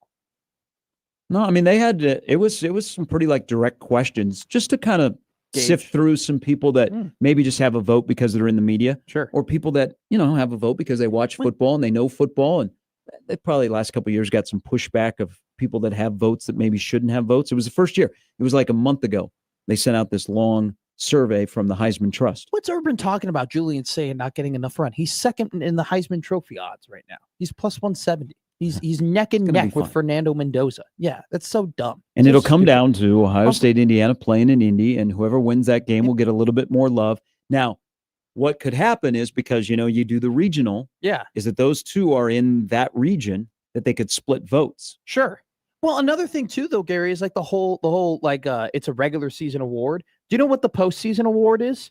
It's called the National Championship. Okay, that's your postseason award. Do you know what's also the postseason award? And this is the same thing for the NBA. It's called money. Okay, you make your money in the playoffs. You get paid by how you play in the playoffs. Okay, stop it with the whole the NBA MVP and the Heisman. No, I couldn't agree. It's regular season. So stupid. People get on. They're going to do that. Give Tommy the Heisman. Tell Eddie George to give it up. We have so many just weird conversations right now in college football about how you got these SEC honks being like, we need 6 SEC teams in the college football playoff. And we got games this weekend. We're really good on the game days. I know we're fantastic, but all the other stuff. Wow, I got RG3 telling me that Rodriguez is his Heisman guy, and he has a vote as a former winner. That he's going to vote the Texas Tech linebacker who will be a runaway winner of the Butkus Award is going to get his Heisman vote. Just to make a statement. He's best player in college football. It's okay. That's RG3. Brett Ciancia from Pick Six Preview is going to join us next.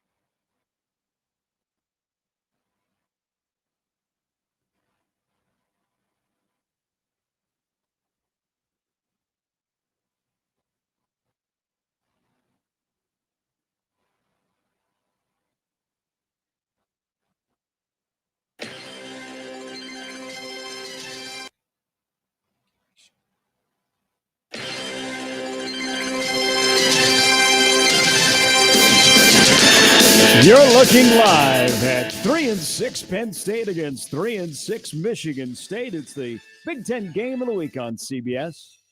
We welcome in Brett Ciancia, Pick Six Previews. Good morning. Good morning. Yeah, it just doesn't have the same ring as it had when it was in the SEC, does it?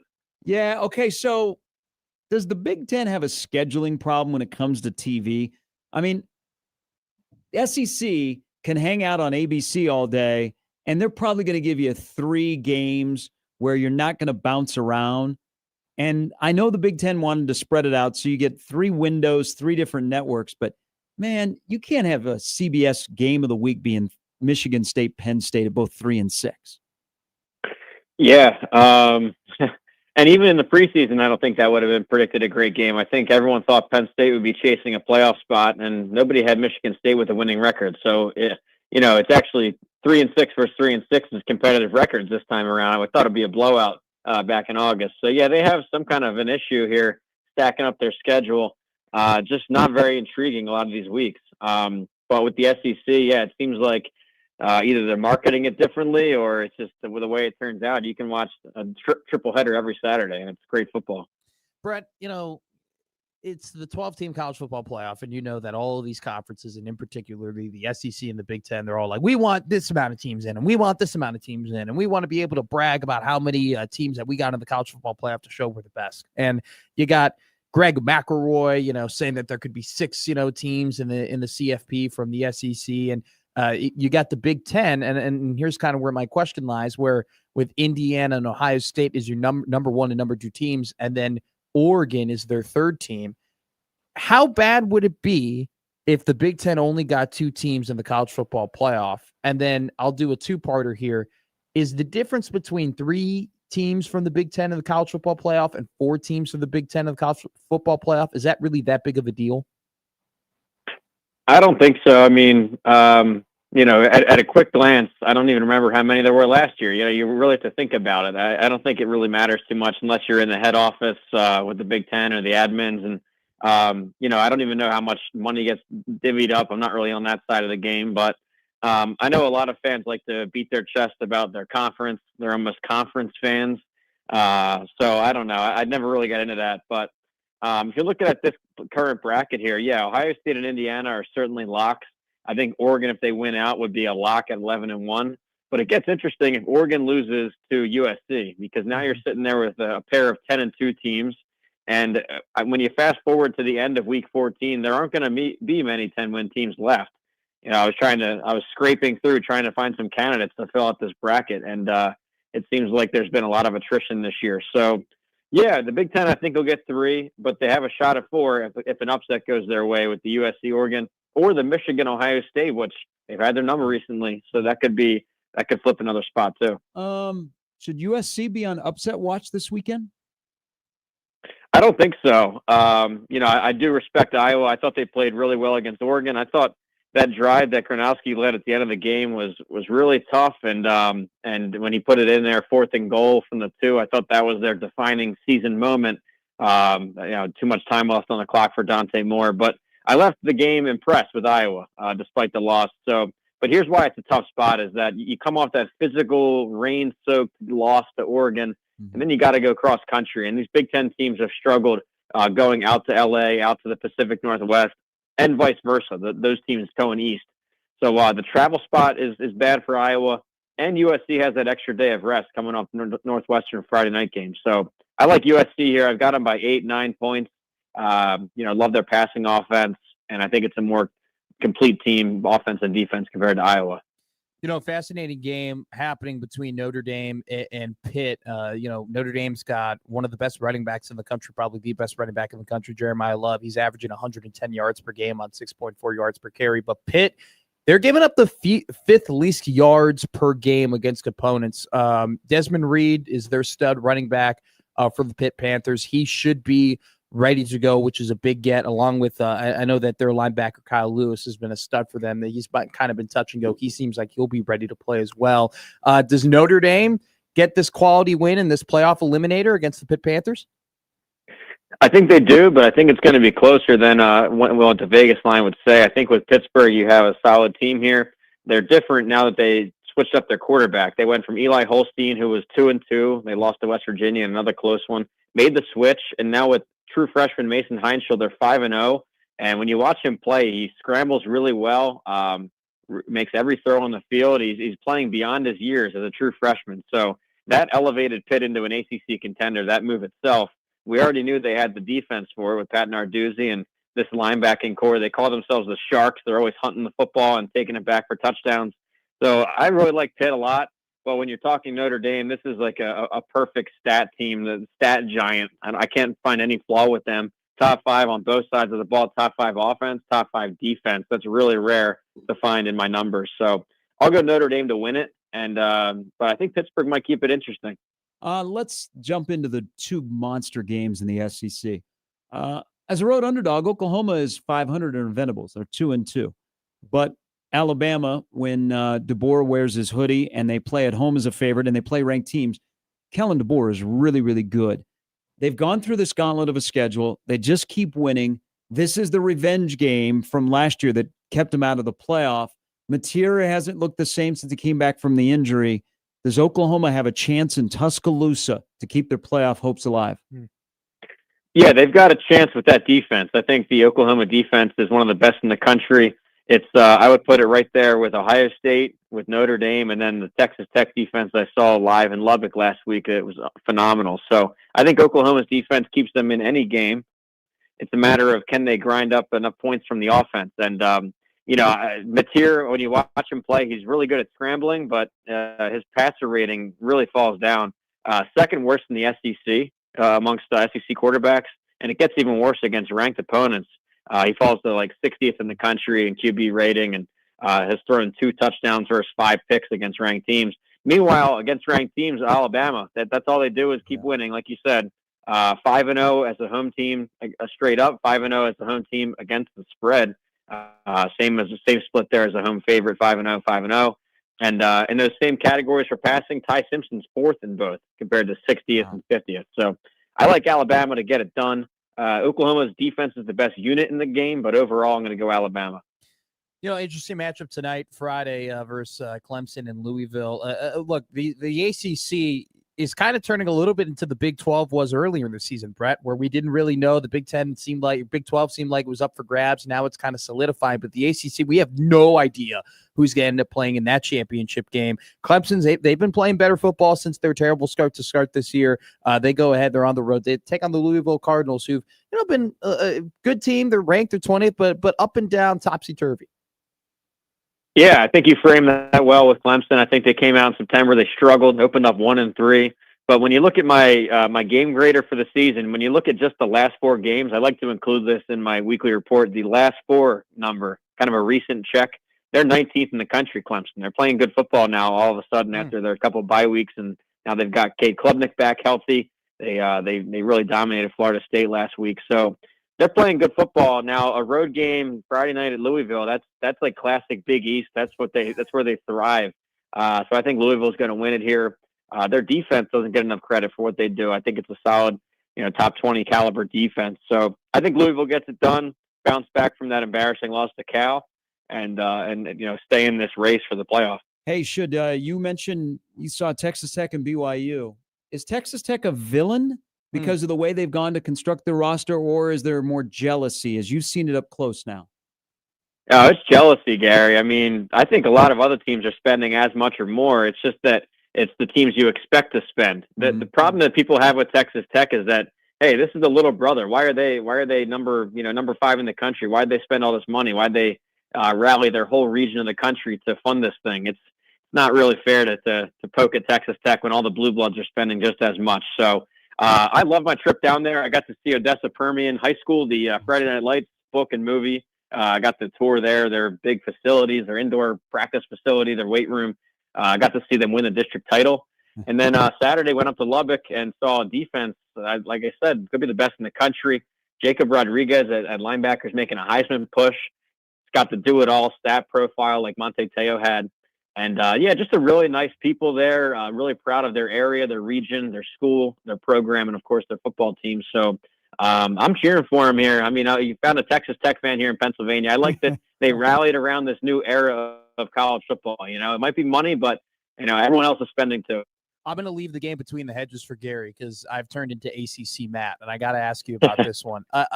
Duke versus Virginia. Duke's had a weird season, Brett. I mean, they go ahead, they get their butts whipped by Illinois, but then they recover. They go to 4-2. They compete against Georgia Tech, and then last week they lose outright to UConn, and the Huskies are having an incredible season over there on the East Coast. And now they take on a Virginia team that seemed like for a second they had both hands on the wheel of winning this conference. And then Chandler Morris, who's had a great year, he goes down. We don't know if he's going to be ready to take on the Blue Devils. This is like a consequential game. And if you're SMU, you're kind of licking your lips, hoping that Duke pulls this win off. I mean, how are you looking at this game? Yeah, this is the result of going mega conference and then only having 8 conference games and eliminating divisions, because this Duke UVA game, it's almost a play-in game for the ACC title game. And you got Duke sitting there 5-4, UVA with 2 losses. And if you look at my numbers, I've got them both outside the top 40 or near that in the country. So nowhere near a ranking for either team. The key, you're right about it, is Chandler Morris, if he's healthy or not. He was out Monday and Tuesday with concussion protocol. That's the last update I've seen. If he's gone, it'll be Daniel Kalin. I believe he is a former Husker. Yep. It sounds familiar. Yeah, he played a little bit this week. He had 2 fumbles, but led them down the field almost for the game-winning drive. They came up short, but he'll look different with a full week of reps. I'm going to go Duke here just because of that question at quarterback. We don't know what we're getting, and I like Darian Mensah to score some points. They just got to get better turnover luck and take care of the ball. And their losses, they're -9 turnover margin in their 4 losses, but plus when they win. Got to take care of the ball. I think they will. I'll go Duke here. Hey, I'm glad you brought up this because everybody's like NIL and portal are ruining college football. We know about the willy-nilly expand conferences, but you made a point that I agree with you because we're trying to figure out, is Texas A&M really good? Our eyeballs tell us they are, but I look at who they played, and it seems like whoever they play, they fire their coach, is that we don't have divisions. It has really screwed with trying to figure out who the best teams are without divisions. Yeah, it really has. You look at their wins: Auburn, Florida, Arkansas, LSU. That's 4 interim now coaches. Mississippi State not included. Missouri. Yeah. So the idea of divisions is that you take a big conference and you split it in half, and you play that whole half of the conference. So whether it be a 16 division or a 17 division, at least you're establishing this is the best team out of this 7-team pool, and we're going to send our representative to play the best rep of the other side. So at least you're whittling down to the best out of a 7-team pack. I don't know if that makes sense, but here in the scattered conferences and their schedules, we're not necessarily getting that. Yeah, A&M isn't going to play anybody. They're going to play one of the top 8 in the conference there when they play Texas.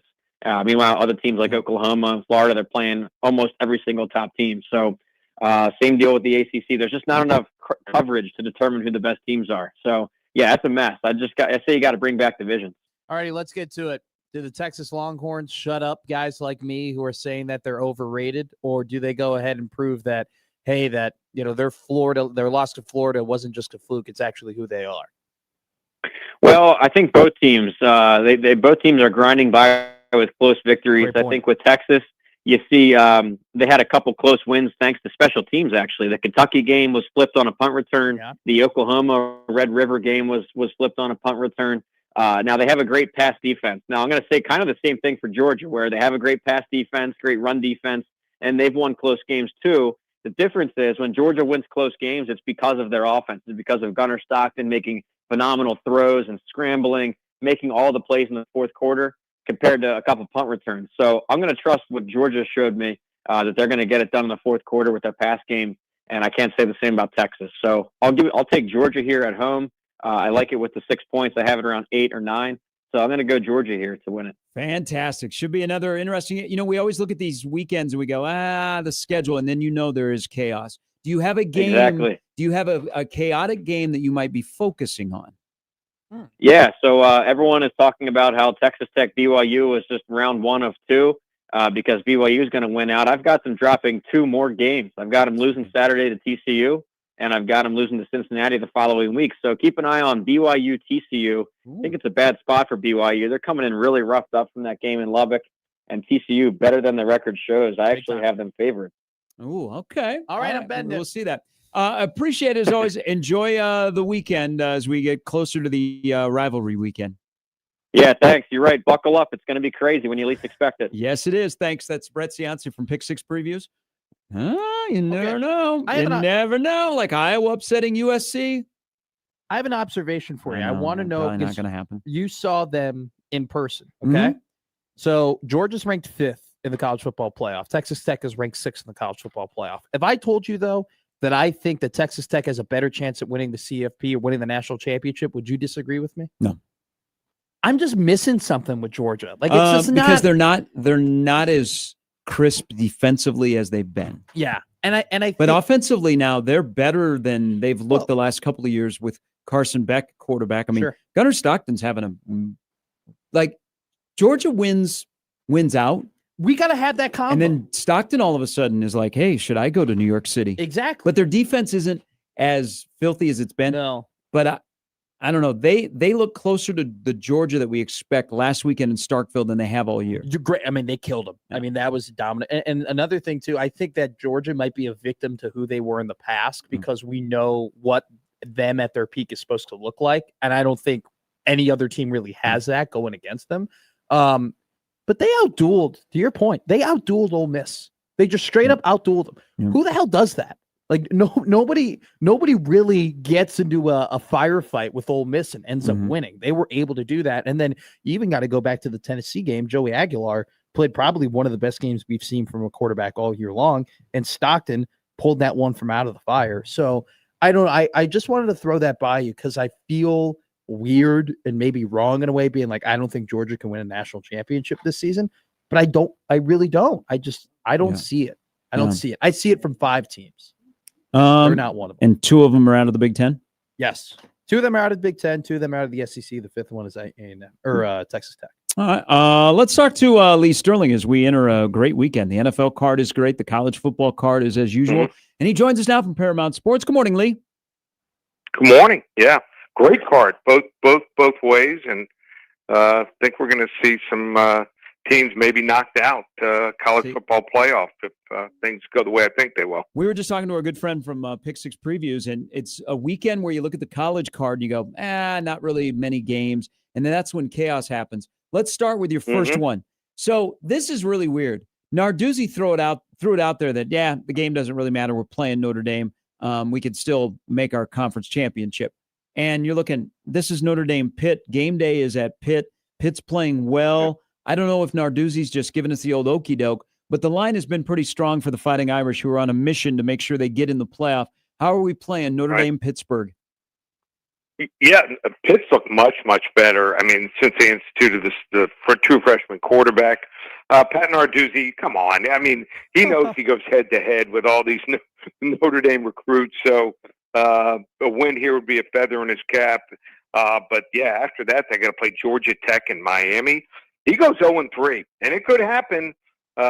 He might be given his pink slip. So this game is that big, even though they're 7-2 right now. I just think Jeremiah Love might be the best back in the country by a lot. He might go top 10, top 15 in the draft here. CJ Carr playing very efficient also. Yeah. They even beat USC by double digits. They're winning by an average of 26 points per game. I think Notre Dame pulls away here 35-20. All right, Georgia takes on Texas. Right before you got on, I was telling Gary, I just haven't seen the oomph I'm used to seeing from Georgia. But Texas, I mean, do they prove that, hey, we are overrated, or do they prove, hey, we've turned things around since that kind of tough loss against Florida? And very sneakily, and I know you know this, Lee, Arch Manning playing some pretty good football right now. Yeah, he has found some success recently. Here's the main reasons I like Texas. I love rematch games where the team that lost the year before came in overconfident, and that was Texas last year, ranked number 1. No one gave Georgia a chance, and they were dominated. Now, Longhorns, desperate team. Georgia's already probably close to being in, 92% chance of making the college football playoffs. Here's the kicker. Texas, 2 weeks to prepare. I think they're going to pull apart every snap Gunnar Stockton's played. They're going to give him some schemes and some looks that he hasn't seen or give him trouble. I like Texas. Wrong team favored. Mayhem, 31-28. Wow. Yep. Okay. Yep. At the Coliseum, weather could be a factor. Here's USC, which we're looking ahead to next week against Oregon. Iowa's coming off the loss to Oregon. You got Iowa defensively. They are going up their typical defense. They give up the third fewest points in the league. USC scores the second most points against their pass-heavy offense. People are going, can USC play Big Ten football? USC's a nice little favorite in this game. What happens at the 12:30 local kickoff at the Coliseum tomorrow? Yeah, and even though it's like 100% chance of rain, USC can run the football this year. Top 2 running backs, King Miller and Wayman Jordan, combined for over 1,200 yards, 10 touchdowns, and they're averaging 7.9 and 6.5 yards per carry.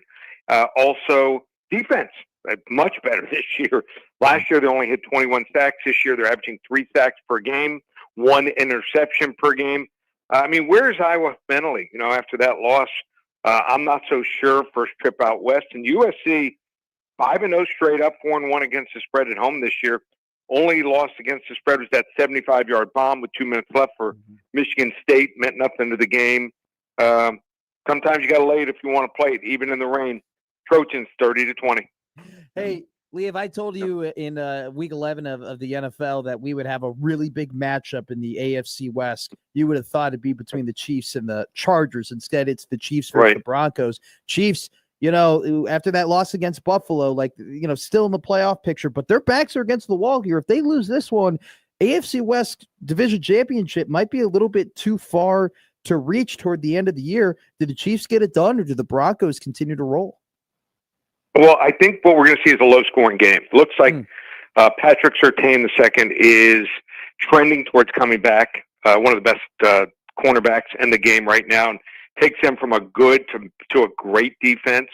Patrick Mahomes, I think, is going to have trouble with that pass rush. It is scary good for Denver. And, Denver offense, just not clicking on all cylinders. Bo Nick's going to have to run the ball maybe a little bit more here.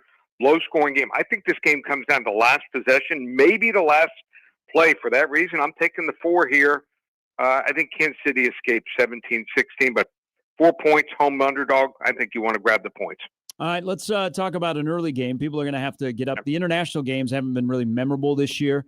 No. We don't know if we go out with a whimper here, but it is your Dolphins against the Commanders. Yep, and I think there's something here. I want to give everyone a game. I haven't picked the Dolphins too many times, but I think this is the time to get on them here. Dolphins defense, not very good, giving up 26 points per game, but Washington's defense giving up almost 36 points per game. I think you're going to see the Dolphins in 21 personnel, fullback, and running the ball with Devin Achane. And he had over 200 yards last week. Washington's run D is almost as bad, and no Terry McLaurin. They moving up and down the field. Do the Commanders, but just can't put it in the end zone enough here. Dolphins win another one, 31-24. Nice little nugget to start off. Hopefully an easy win early and helps everyone to a profitable Sunday. Sharp money, Lee, just because the 5 biggest performances by quarterbacks this season, 3 of them have come against the Commanders defense. I absolutely love that pick. All right, your game of the week, it's a good one. It's spicy. It's college football playoff. It's Brett Venables, the biggest game of his tenure as the Sooners head coach. He takes on the Alabama Crimson Tide, one of the 3 best teams in the country by far. How can people get your pick, Mr. Lee Sterling? Just call 800-400-9741. Give them the game for free. 800-400-9741. And Bama, Oklahoma's on me. And you want to hop on board, check out all the specials. We've got not November, Dovember. We've got Lee's NFL Sunday Golden Ticket with 31-9. Last 8 weeks in the NFL. Just one place, ParamountSports.com. Hey, great stuff, Lee. Enjoy the weekend. Thanks, guys. That's Lee Sterling from Paramount Sports, ParamountSports.com. Joins us every Friday. 31-9. A man can only dream. Yes. I think, and it's on BTN because you have to do the requirements of being on there twice. I think Iowa USC is going to be better. I think I think Iowa USC is going to be a good game. You don't think you're not going with the trend that Iowa's going to be emotionally damaged and have to travel to the West Coast? You're not buying that? You think they're tougher than that? No. I think that's closer than people are giving it credit for. Because I know the popular thing is USC will get rolling and they will blow them out. I think also, too, the whole USC away team has actually now funneled back into USC as a home team is incredible. So I think that might be fighting it, too. A lot of people I talk to and a lot of people I've been reading, 6.5. They're laying the points every time. Kirk Ferentz has won games, like a lot of games in 20 years as a road underdog. But when we do the whole West Coast stat, when they're traveling to the West Coast, if you're a bad team, you're just a bad team. Like sometimes you're just good teams can be immune to that. Hell, Ohio State went to all the way to Washington, all the way to Seattle, and they still kicked ass over there. USC is 20-2 under Lincoln Riley at home as a favorite. but are they looking ahead to next week Great when they point. take on Oregon? They better not be. I was good. All right, 2 hours to go. In the next hour, Chris Crutchfield, head basketball coach at Omaha, will join us. Plus, when we come back, let's talk about the night in high school football. Plus, we'll talk about the night downtown. Creighton's back in town, and Nebraska basketball goes to Sioux Falls tomorrow. All of that, plus our picks as we roll till 10 to close up the week on 1620 The Zone.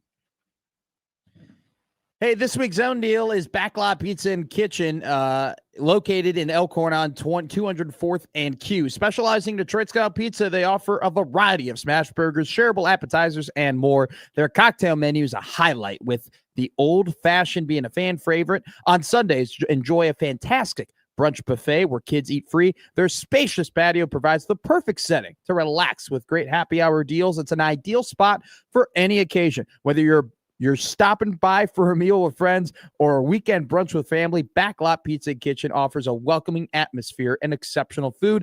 Listen all week to the Connor Happer Show for your chance to win $50 worth of gift vouchers. That is a mouthful. But Go to Backlot Pizza. The and read, Kitchen. not the food. The food's No, the fantastic. food's awesome. Food's fantastic. Kids eat free. Brunch buffet.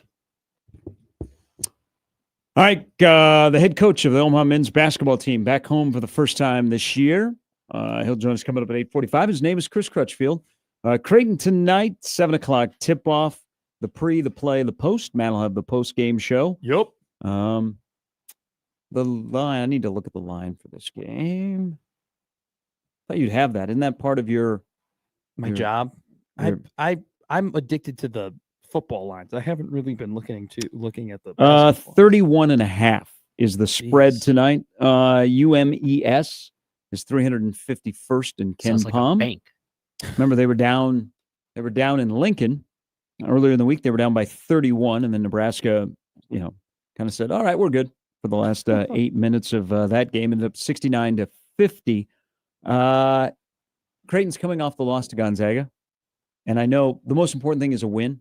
I think there's more importance than just winning and putting up if Creighton won tonight 69-50, what do you think the reaction would be? I don't think it'd be very Nice. I don't think it'd be very good. This is a night where Creighton, because they were soft on offense and defense, they can't rely on talent alone, because talent alone, they'll win this game. Mm-hmm. But I think they have to show, okay, Physicality. what we learned against Gonzaga, and now we'll just put a hurting on Maryland Eastern Shore, because they have some work to do. But if this was like a sloppy game where, Maryland Eastern Shore is within 12 to 15, midway through the second half, I'd be like, okay. I couldn't agree more. But the thing though is that it's not just like you got to cover. You have to physically dominate this, physically box them out, physically bully them, physically push them around, win the rebounding battle, dominate on the boards. And I think also too, what you need to see tonight is, look, Nick Graves tonight will be able to take that ball from the basket and go coast to coast when he wants to. Okay. That's going to be there because he's just bigger, faster, athletic than the guys that he's going to be playing against. I'm more worried about what does the half court look like, right? Do they also, because against South Dakota and against Gonzaga, there were moments where it was very stagnant. It was very clunky. It was sticky. Sticky is a great word for it. I don't want to see that against Maryland Eastern Shore. This should be a smooth, fundamental. Hey, they get to their spots. They run what they want to run. They make really good passes. It should look like a closer product to what we might see against better competition in January. Ken Palm has it 83-58. Has Creighton having a 99% chance of winning. Then the 98% chance of winning on Wednesday when North Dakota is in town. Oh, hey. What are you Creighton fans to beat Summit League teams? Is that your club? No, I'm right? cool with North Dakota. Okay. Yeah, it's the South Dakota schools. Okay. Yeah. I didn't know. But, go ahead and beat North Dakota. I like their coach. Yeah. Paul's a good guy. But you're like, well, when in Rome, we wouldn't mind if a Summit League team took a bump. I think when Nebraska plays South Dakota, I am Nebraska Cornhuskers for beating South Dakota. Okay. Yeah. But when Creighton plays South Dakota, I am Creighton Blue Jay fan for beating South Dakota. Okay. There we go. I just want to make sure. I felt, yesterday I was talking about feeling old with that was a guys great segment. Guys that I covered when they were playing, and now I'm covering their kids. I went back and watched that segment yesterday. The faces that you were making when the texts were rolling in about everybody was absolutely incredible. Yeah, and then people are just reminding me a lot of other kids.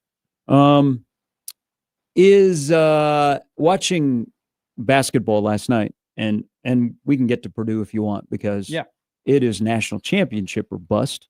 And what they did in Tuscaloosa, hello. I mean, Mr. Smith, I know you've been in college forever. Okay. Maccabee and Smith both go to the same university, and they've been playing their respective sports, Smith in basketball, Maccabee in football, and now he's out for the year with an injury. He'll probably get another year of eligibility. They've been there forever. But Purdue is a wagon.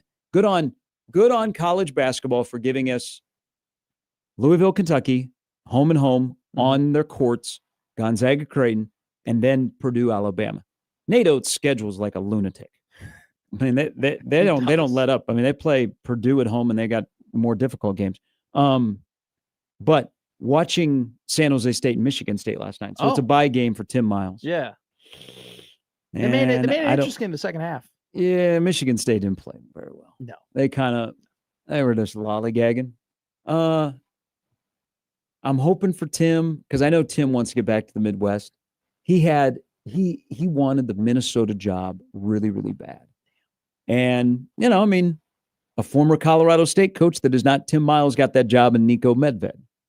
I just fear, because I don't think San Jose State's going to be very good this year, that Tim doesn't get out of, because he really wants a Power 5 job. Yeah. He wants to get back in it, but he's got to get to the tournament before anybody would hire him.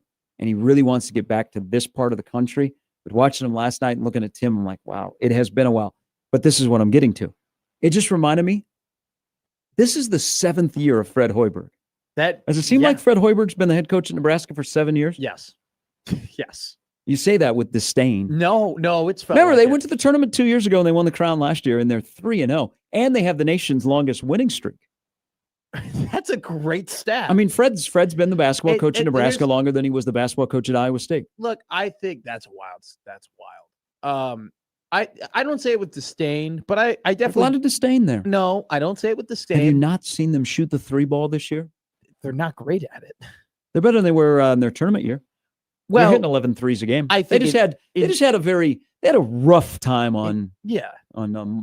Tuesday night. It's not like they were rolling either in the first half against West Georgia. In theory, though, they will be much better at shooting the three. Now against FIU, my friend. Well, look, it's one of those things where get the Cooking misses with out some of the peanut way. oil. I don't say it with disdain, but it's definitely been disappointment in a way. I mean, he's been here for 7 years, and you've made one NCAA tournament. Oh, yeah. I mean, we thought we'd get Like- more on the return on investment. Yeah, And you and- can't. And this is the year they've got to be scratching on the tournament because Yeah. that magical year of 2 years ago gets a little bit further away. And there definitely was a mindset change in how they build their roster and how they build their team, right? And the year before, right, when they got Bandamel and Greasel and everything, you saw the makings of, hey, you can build it through the portal. Then they double down, they make the tournament. Then you get halfway through last season, you're like, holy crap, they're going to go back-to-back tournaments. You found the secret recipe, right? You found the mustard powder that goes into the KFC fried chicken, but then they have a terrible end of the year. And now you're kind of on the back foot thinking like, oh, their Lenardi has them, seems like week to week as a first four in, first four out. And so, Which I would take for a team that was God, preseason yeah. 12th to 14th. And I mean, we're in November, but you have to continue into February to be in that discussion. Ken Palm has them as a 2-point victory. against Creighton? Oklahoma. Oh, Oklahoma. Okay. Yeah. I just think Ken it's- Palm has three. What I say, should I say? Ken Palm has them going 8-0. It's just been, it's felt like 7 years because it's felt like, kind of year to year where you're like, all right, maybe they'll be able to make the tournament. Maybe they'll backdoor their way in. Hey, you got Bryce McGowan's. Hey, you got Trey McGowan's. Hey, you're bringing a lot of the same guys back. Bryce Williams, Juwan Gary. Like it seems like these seasons you have been very hopeful and then slightly disappointed more oftentimes than not. So let's see. We got the Sioux Falls Skyforcer in the Pentagon tonight. They're playing the Noblesville Boom, Okay. which is the G League team of the Pacers. Oh, okay. Uh, I thought you were to say G League team and then say it was a college basketball team. No. So I'm looking at, oh boy. So tickets for tomorrow. There should be a good crowd. There are not a lot of tickets left for this game. How much? What's the get-in price? Well, you could sit in section 106, row 9 for $93. Okay, that's not. I mean, that's expensive, but it's not the worst in the world. Yeah, when Nebraska has played up there, that place has been packed. It only seats 3,200. It'll be pro Nebraska crowd in there, and then the Nebraska women play the following day. Why are they playing that game at 6? Why can't they play a game earlier? That game was earlier, and I could get back for the Nebraska or the Omaha Southern Utah game. I'd go up there. To do that? I'm a huge fan of the Pentagon. How far is the Pentagon from here? You can make it to Sioux Falls because remember, once you hit the South Dakota border, 80 miles an hour. Oh, really? Yeah, just slow down when you're Jeez. going through downtown Sioux City because they got cameras. I can make it from my house now to downtown Sioux Falls 2:45, and then the Pentagon is a couple of exits up past the exit where you get off to go to downtown. Are you a fast driver? I think you're a fast driver. Like 2:45 and Gary Sharp time is probably what 2:52 and Matt McMaster time. Probably. Yeah. Yeah. Okay. That's not bad. You can probably make it there. Make it there. We're going to have what's the headline Sunday morning in the World Herald concerning Nebraska basketball against OU? Huskers, something about like they winning what felt like a home game at the Sanford Pentagon. That's a long headline. Yeah, no. Think that'll make deadline? Dunder Mifflin Paper Company retracts because some businesses still know how to do it right or something like that. All right, I'll say this. Marvelous Masks. There you go. There's your headline. And then the subheader, Huskers win, feel like home game against Oklahoma. I'm going to tell Willie this. I think this is what he's going to write about. Let's go. Everybody's talking about the shooters, and they have a roster built with a lot of guys that can shoot the basketball. And there are glimpses that give you some hope. Here's what I think in this game tomorrow night. And I know more about Oklahoma than I do Nebraska because I got to see Oklahoma go up close with Gonzaga. Oh, yeah. Is Nebraska defensively. I think Nebraska might turn out to be better defensively than maybe we thought at the beginning. We thought they'd all be about shooters. And so they'd win a lot of 83-78 games. Nebraska might find a way to be okay defensively. Not stellar, but okay defensively. I think that will, before long, before we get out of the month of November, there will be a game where we will say Nebraska won that game because of their defense. I need to see them against better athletes. But I will say this, when they played, this is an observation I made, when they played Maryland Eastern Shore, they did look like a team playing defense that they had played in that system for previous years. It seemed like it seemed like they knew what they were doing and where the switches were and who was supposed to be matched up with who and how they were rebounding. So that's incredible. I just worry about the speed of this team. I'm just very like, that's my number one thing. Is this team fast enough? You're not a fan of exciting whites? No, what do you got against exciting whites? No, I'm a fan of exciting whites if they're fast, right? Like just because you're white doesn't mean you're not fast. You can be white and fast. We've seen it plenty of times.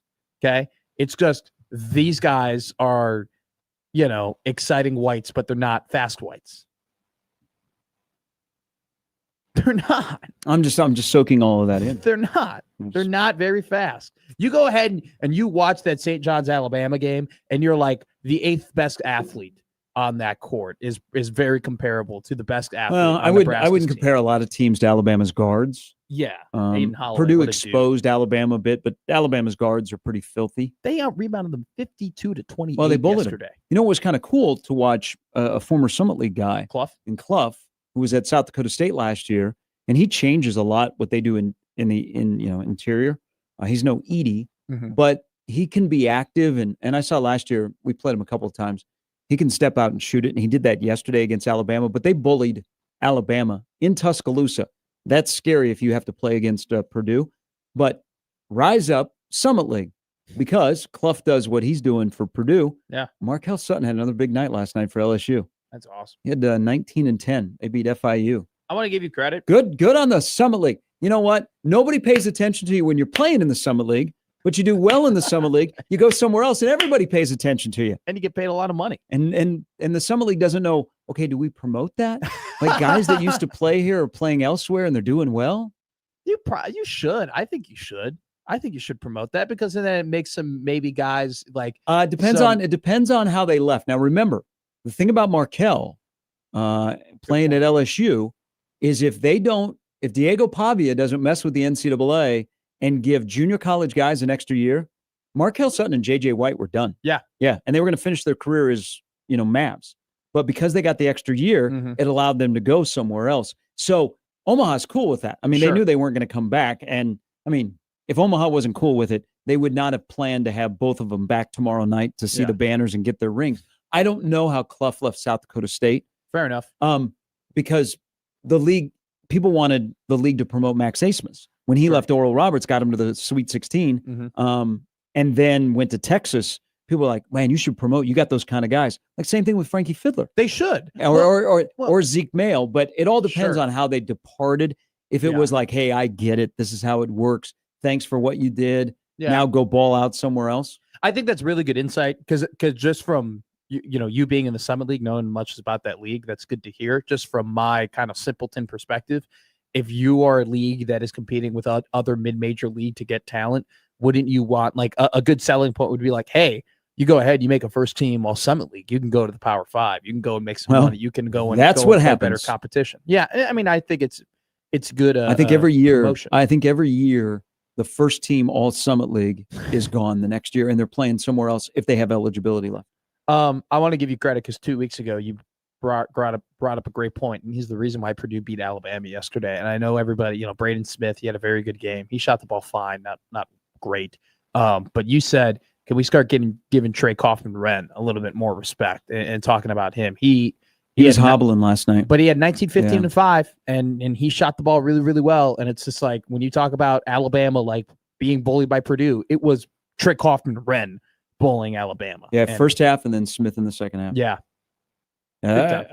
It's national championship or bust for Purdue, and I don't think they're shying away from that. They got to really now. Those two guys got to get going every night, but when those two are together, like you're just rattling off their stats. I mean, they're nasty. They went to Tuscaloosa and won. I know, and also college basketball got lost last night because they were playing on a Thursday night against the NFL. And that was not a great NFL game, but I'm sure it'll do well. Yeah, because it's the NFL. That is a great non-conference game stuck on a Thursday, and it was on ESPN too, because Troy and ODU were playing on ESPN. Yeah, which that was ridiculous as well. Here's another thing too. We talked about this last year. College basketball should own Tuesday and Wednesday. That they should own Tuesday. Mm-hmm. That should be their days. Tuesdays and Wednesdays should be NBA basketball and college basketball. You put your best NBA matchups. You put your best college basketball matchups. That's when you should be rolling. Yeah. Also, an old friend alert as we go into a break, and you can watch him play tonight. Omaha West Side, Jaden Booth, who began his career at Omaha and then transferred to Florida, played at Division II Florida Southern, is at Samford. They play Arkansas tonight.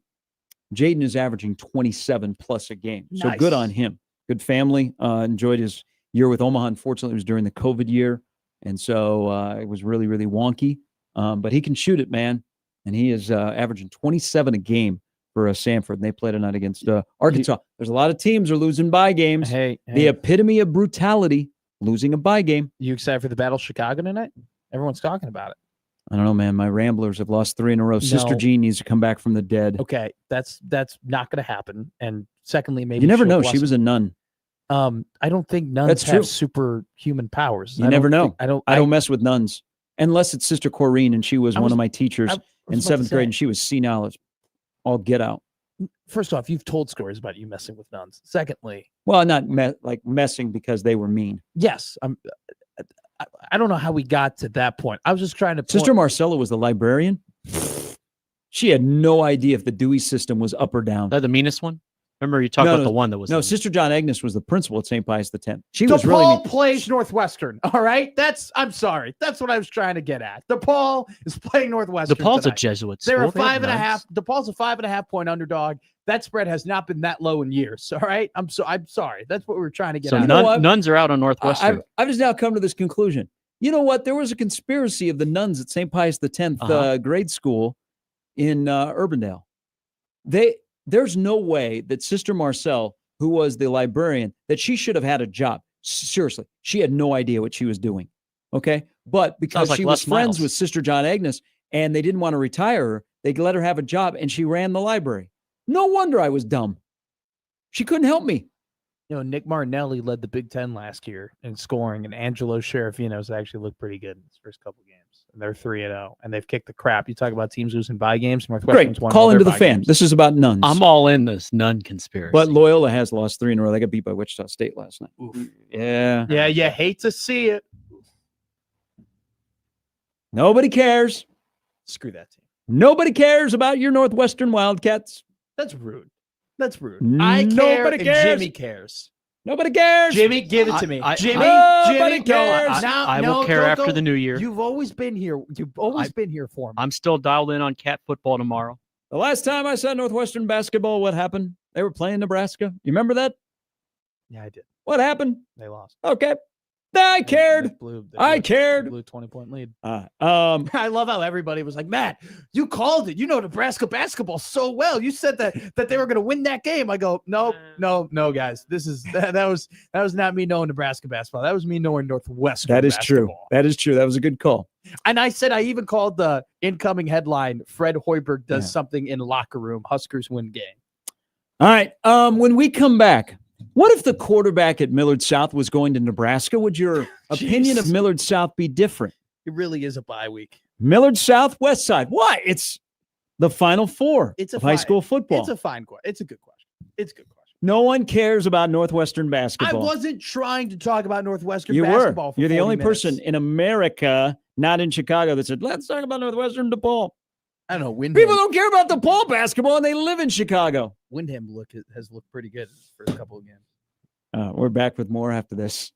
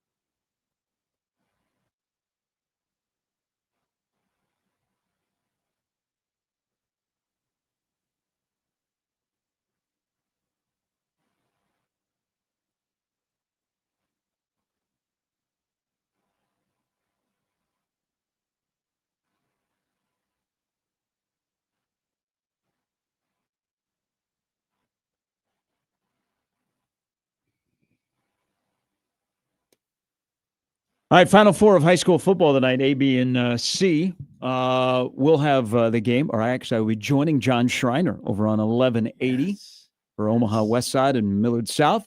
Be at Phelps Field. Hope it is packed. The weather's going to be great. 63 at kickoff. Got big shoes to fill. I hope you can do it. Whose shoes? You didn't have a color guy last week. So. Mine? Yeah, you didn't have an analyst last week. No, I'm saying that I was John's color guy. Now you're John's color guy. I was with John before you were. I know. Be nice to be we're reunited, but we'll be there tonight. I will try and uphold your stellar work. You're going to do way better than me. It's not Wow. true. You just the thing that you will provide that John didn't provide is you have the years and years of history of Omaha football to like go back on and be like this coach and this coach. I didn't really have that, but I don't think you're going to break down a 3-4 as well as I break down a 3-4. I break down 3-4s better than anyone in the state. I don't think I'll be breaking down a 3-4 because neither one of them run a 3-4, but that's okay. Well, yeah, it'll be fun. I'm going to have John Bishop in my. Actually, I'm not going to have John Bishop in my ear. I'll have Gary Sharp in my left ear, and then the monitor coming down from what. John Bishop if people want to sync her up, what? I know Paul Burmeister's in town with Jess Settles. Are they on? I have no FS1 tonight. I have no idea. On FS1. I can look. I know they're on 1620 The Zone and 1019 The Kick. I'll be watching the Ducks. But we'll be over on 1180 for that game, which I think Phelps Field will be packed. Weather's going to be great. 63 at kickoff. Mm-hmm. Okay, it is Tropical November 14th. Going to be 63 at kickoff for a semifinal. There have been many times where it's been really, really cold. It's been 6 or 3. You got one playoff game to go to in high school football tonight. Where are you going? Papio South Creighton Prep. Okay. Prep hasn't been to the Memorial Stadium in 11 years. Papio South has never been there in the history of the school. So the last time that Papio South went to the semifinals, it was 2014, and they played Creighton Prep. So that'll be a really good. I really like both the head coaches. I think it's going to be such an interesting matchup between that Creighton Prep front, which has been really good. Brian Monson's done an incredible job as the defensive coordinator for the Junior Jays, and man, Logan Arch, like talk about a coming out party he had last week. I mean, he double his season total. Yeah, and he had over 281. He had over 250 rushing yards. He had 4 TDs. He had a touchdown of 40, 50, 80, and then 25. He was absolutely incredible. And then you got to add in like Papio South, and I think Coach Clemenger did this on purpose. They didn't show a lot of their 2 quarterback packages last week. Mm-hmm. I think they're going to be ready to go. And then you got Angela Walker on the other side with Creighton Prep, who I think falls into the category a little bit with Isaiah Traylor over at Miller North in terms of running backs that have had really good seasons that their teams have won fully depending on their ability, yet they don't necessarily get talked about in the upper echelon. I think it's just 2 really good teams that have had great seasons that are coached really well. I think it's going to be a battle to the very end. I think I'm not going to make a pick, but I'll say. No, you got to make a pick. I have to make Come a pick. on, Kirk. Make a pick. I can't make a pick because I'm doing one of the games. I'll say that Papio South gets it done 35-31. Ooh, a high scoring game. I think, yeah. Okay. I think both teams kind of figure each other out, but I think Papio South, man, that they have an electric offense. 35-31 Papio South. Now, you could go to Wahoo and just hang out in Wahoo all day and think, man, this used to be the epicenter of high school hoops. Now it's the epicenter of high school football. But for some reason, Wahoo High and Bishop Neumann are playing at the same time. And they both have big games, big playoff games. Wahoo plays Ashland Greenwood. Now, if there are no defense in this game, that game could be played in the upper 50s because both teams average over 50 a game. That's insane. Kip Brigham. And, Wahoo's won 24 in a row. He's one of our Mr. Football finalists, the committee that I'm on. Mm-hmm. He's having a great year, and their offense is pretty prolific and has a chance to get back to Memorial Stadium and people can see more of him. I mean, that's pretty good for a town when I first moved to Nebraska was known all about hoops to have back-to-back years. And Wahoo and Bishop Neumann in football have always been fairly good to really good, but it's been a basketball town. But they have back-to-back years where you have Booth at Newman, who's now in Nebraska, and then Kip Brigham to have like big years in that city. Mm-hmm. Good on Wahoo. Hey, let's all go to the Dairy Queen. Let's all go to the Dairy Queen right there in the middle of Wahoo and have a good time. But why are they playing at the same time tonight? I know they're rivals, but wouldn't it be nice to play one at maybe 4, one maybe at 7, so that a Wahooan could go to both games. This is you being a politician in a way of really like procuring, hey, I'm doing this for you. I want them to be at different times. So all my constituents, I would people love- can You go want to the people to games. be able to it watch really is multiple just- games. How about G-Sharp this? wants to go to Why more than one high is school Bennington football game. Waverly and Gretna East Gretna playing at the same time? Let's just stagger it a little bit. So So you we could could go drive. you could go to Bennington. the Waverly Stadium is easy to get in and out of. They're on 80. True. Boom. And then you know what? You're going to Gretna. All knowers take Gretna Highway East, 6. Gretna High play at the same stadium at Gretna High. So that's easy to get to. We could do that, but the NSA doesn't like people. Is that what you're going off of? Probably Is that not. your official statement? Probably not. But the Bennington Waverly game, Bufakeo and then Tepley are two really good quarterbacks. And then you have two really good quarterbacks, Grove for Gretna East and Michael Knutson, who I've been a huge fan of since he have started been. for the last 2 years. I mean, it's a really good night of ball, but we'll be hunkered down at Phelps Field to see that display. So I asked the question because somebody goes, "What game are you doing?" And I go, "I'm going to be at Westside." And they're like, "Oh." I'm like, "What are you talking about?" There are 28 players that are Division I or Division II commits that are playing in this game. There has never been that much talent on the field. Where are they wanting you to go? Well, That's a good because, game. Because you bring up Millard South and people are like, "Oh." And I'm like, it may, It sounds like a fun time. The line in, Woodard's Vegas is 35.5. And who knows what's going to happen. I think you got to be, this is where Good Paul morning, Lamanji Coach digs into Woodard. the bag, Yeah. where they're going to do a couple of different things, but Millard South is still Millard South. I mean, Millard South is a wagon, but you bring up Millard South and like, oh, well, it'll be, you know what?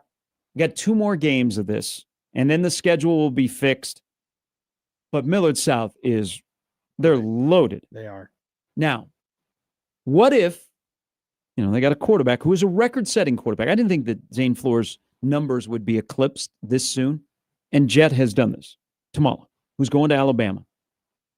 What if the starting quarterback at Millard South, now interesting, Nebraska coaches, this is the last time they can be out on the road? Yeah. I think it'll be Nebraska coaches at this game. Even though it's like the game, Yeah. that much talent because there's nobody going to Nebraska. They're literally they have almost Nobody's going. there. Nobody's going to Nebraska.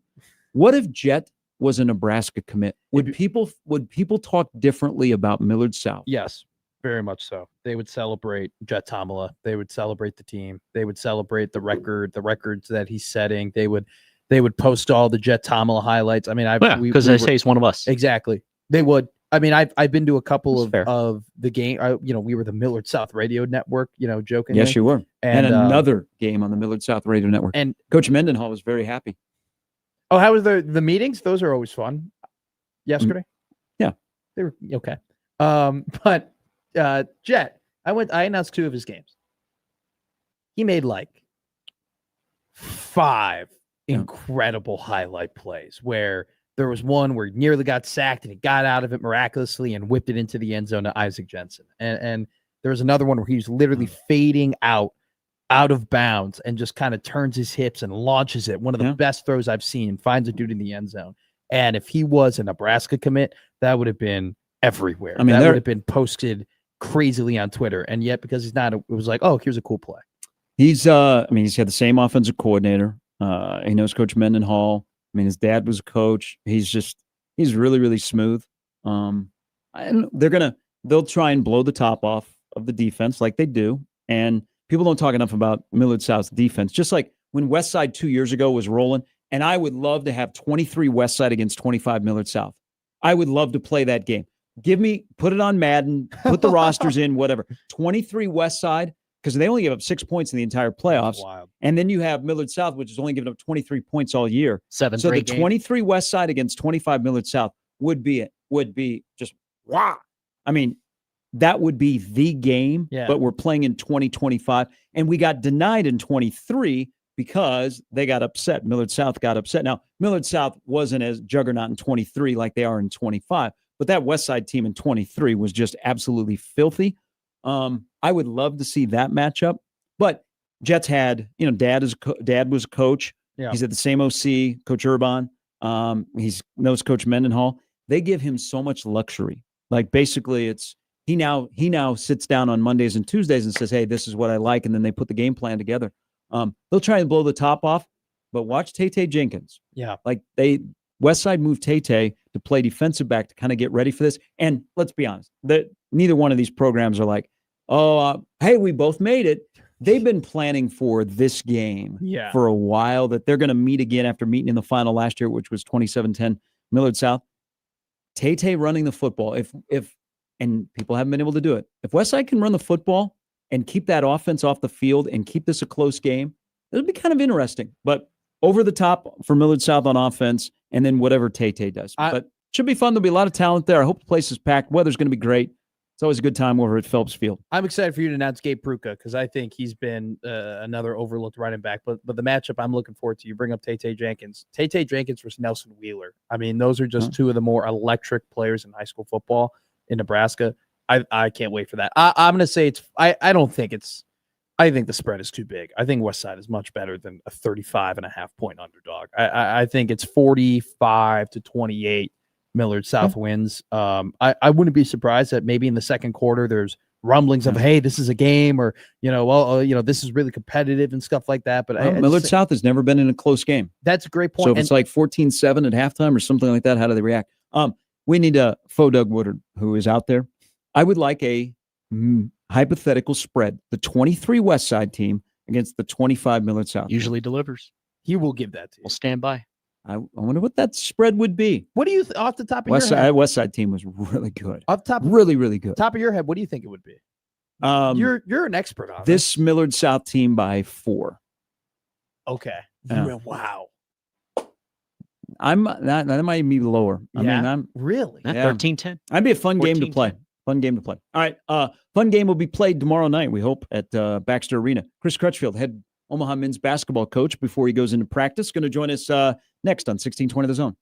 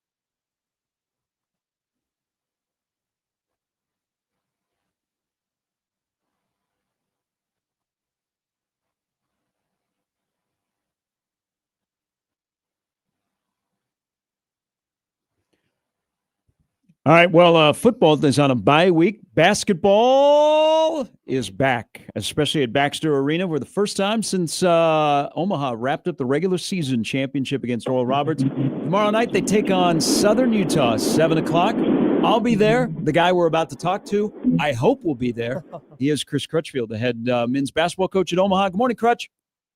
Good morning, Gary, Matt. How you guys doing? Good. Great. Where are we driving to? On the way to Baxter Arena. Okay. All right. Well, perform safe sell. There is so part of being back tomorrow night, and we're 3 games into the season. Had the really, really cool ring presentation ceremony. They're doing replica rings tomorrow night. People have seen the video. A lot of people are talking about it. It's one of the cool things about making the tournament last year. But how are you dealing with the transition of, guys, we are into the 25-26 season while still celebrating 24-25, but eventually putting a cap on it? Well, I think tomorrow night, pregame festivities will be the final cap, so to speak, hopefully to what we accomplished last year, and hopefully the guys can move on and really, really lock in and focus on what we have to do in this, 20.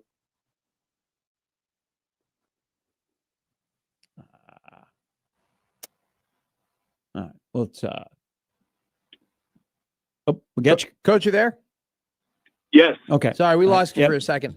Can you pick that back up about locking back into this season and the festivities being over tomorrow night? Right. I think we're having the ceremony before the game to drop the banners, and we're dropping 3 banners from the success that we had last year. And hopefully that is the final cap, and our guys can kind of lock in and focus. I mean, everybody has the rings, the banner's been dropped. Now we can really lock in and focus on this 25-26 season. So let's discuss this the 25-26 season, because 3 games are already in the books. This time of the year, it seems like you're playing every 2 or 3 days. Have been off since Sunday in Fort Collins against a really good Colorado State team. People will look and go, "Oh, Omaha's 0-3," but are you and I together in that? I think we're better than we were at this point last year through 3 games, even though the results don't have a couple of victories. You can say that, Gary, Oh. because I think you've been present to see all 3 of those games. So, and we'll play really good teams. I mean, I hate to say, like, Murray State is a really good team, going to finish in the top 3. I think in the Missouri Valley, Abilene's going to finish in their top 3 in the WAC, I think. And then you look at Colorado State, who is, in the Mountain West, who I think will finish in the top 2 or 3, and who's poised to go to the new Pac-12. So, like, we played 3 really, really good teams, and we've been without, a starter. So that makes a big difference, I think, when you go on the road. But I wanted to challenge our guys. I wanted to see where our holes were early on. I wanted to see the things we need to work on early on, opposed to playing a bunch of non-D1s where we can win by 20 or 30 and not learn anything. Coach, you mentioned, I mean, those 2 games against Abilene Christian and Murray State were incredibly competitive. Those 2 games I was able to watch, and one guy that I was highly impressed with was a freshman, Brock Scholl. 6'8", forward, here from Omaha. Just, you've put a lot of trust in him already. I mean, he's averaging over 20 minutes a game and had a really good one against Abilene Christian. What have you seen from Brock to begin the year? And how has he grown, and has he exceeded your expectations? No doubt he has exceeded our staff's expectations, and I think he started in the summer. He came in and we talked to him about getting bigger and getting stronger, because that was going to be the difference. He's one of our best athletes, and Gary can contest to that, because he jumps and runs like no other, but he needs to get stronger to be able to have an anchor in the post, and he's done it. He put on 20 pounds of muscle, and he's a hard worker. He plays extremely hard, has a big motor. So now with him, it's all about just learning how to be a Division I basketball player and how to be smarter in the interior to help us defensively and help us rebound. But he's come a long way from June, and this is a kid we was talking about redshirt at one time. So wow. now he's in the starting lineup. As the season kicks off at home and you have a 4-year guy that is one of your point guards, what's like a guy like Tony Osborne? We were talking earlier, and you know this. You watch Markelle play last night. You watch Oscar Clough play. They're in the summer league. What does it mean to you personally and to the program to have a guy like Tony that will have 4 opening nights at Baxter Arena wearing the same uniform, and that uniform just happens to have Mavericks on it? Well, it's kind of refreshing, to be honest with you, Gary, because this don't happen anymore, right? Mm-hmm. And hopefully we can get back to having guys in your program for 4 years again in college basketball. But it's really, really refreshing because Tony has been a day one guy, and he's been a guy that's worked really hard to improve his game, improve his body. Now we're asking him to move over and play some point guard position, which I think is going to help him long term. But it's been amazing to watch his growth and really just watch him mature and really grow our program. He's gotten better, but because he's gotten better, our program has gotten better. So I'm excited for his senior year. I think he's poised to have a great year.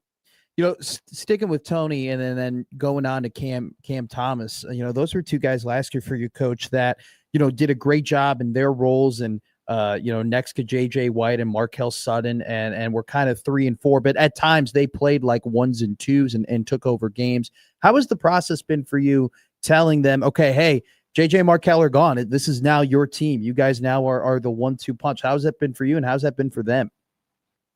Well, it's been some private one-on-one conversation, of course, to talk about roles and where we see them at coming into this year, because every team is different. Every team has different players and different roles and different functions. So they all understand that their roles have changed. And I think the biggest one was Tony's going to the point now we're asking Cam to be more of an offensive threat. And he's done it. He had a great practice yesterday, and he's starting to understand offensively what we need from him. But again, having those 2 starters back, and hopefully we get Isaac back, and then we can start hitting on all cylinders again. Hey, one guy we haven't brought up, but he physically, mentally, he's fun to watch. Last year, he was the starting point guard. You made a change. The season started to turn around. He accepted his role and really blossomed in it. And now his role has expanded. Where is Lance Waddles at in the span, Crutch, of even like 8 months to where he is averaging 17 points plus a game through 3 games? Well, I'm glad you said that, because people forget about Lance. He came off the bench for us. He's an offensive threat off the bench for us now. Now he's our starting 2-3 man, and I mean, we're freed him up to go score for us. We need him to score because he can. He's a guy that's, you know, every bit of 6'4", 6'5", and strong and athletic and long, and he really can score at all 3 levels. So we expected him to continue where he's at. He finished the year great last year for us. So now we expect him to be our guy that we can go to chip in anywhere from, 15 to 20 points a night. And he's been consistent every night. You know, Coach, it was great watching your guys' journey last year to the NCAA tournament. And then, this year with a lot of guys coming back, right? For the fans of Omaha basketball, they're very familiar with this team. But for me, I saw this one guy playing, in the first 2 games of the season. I'm like, who's this number 3 guy? Who's Grant? I mean, he's just running all over the place. He's got an extended role. Grant Stubblefield for you guys last season went from 6 minutes a game to now he's averaging 27 minutes a game. Well, what steps and strides have you seen Grant take from going from kind of a limited role off the bench guy to now someone that you really have to trust?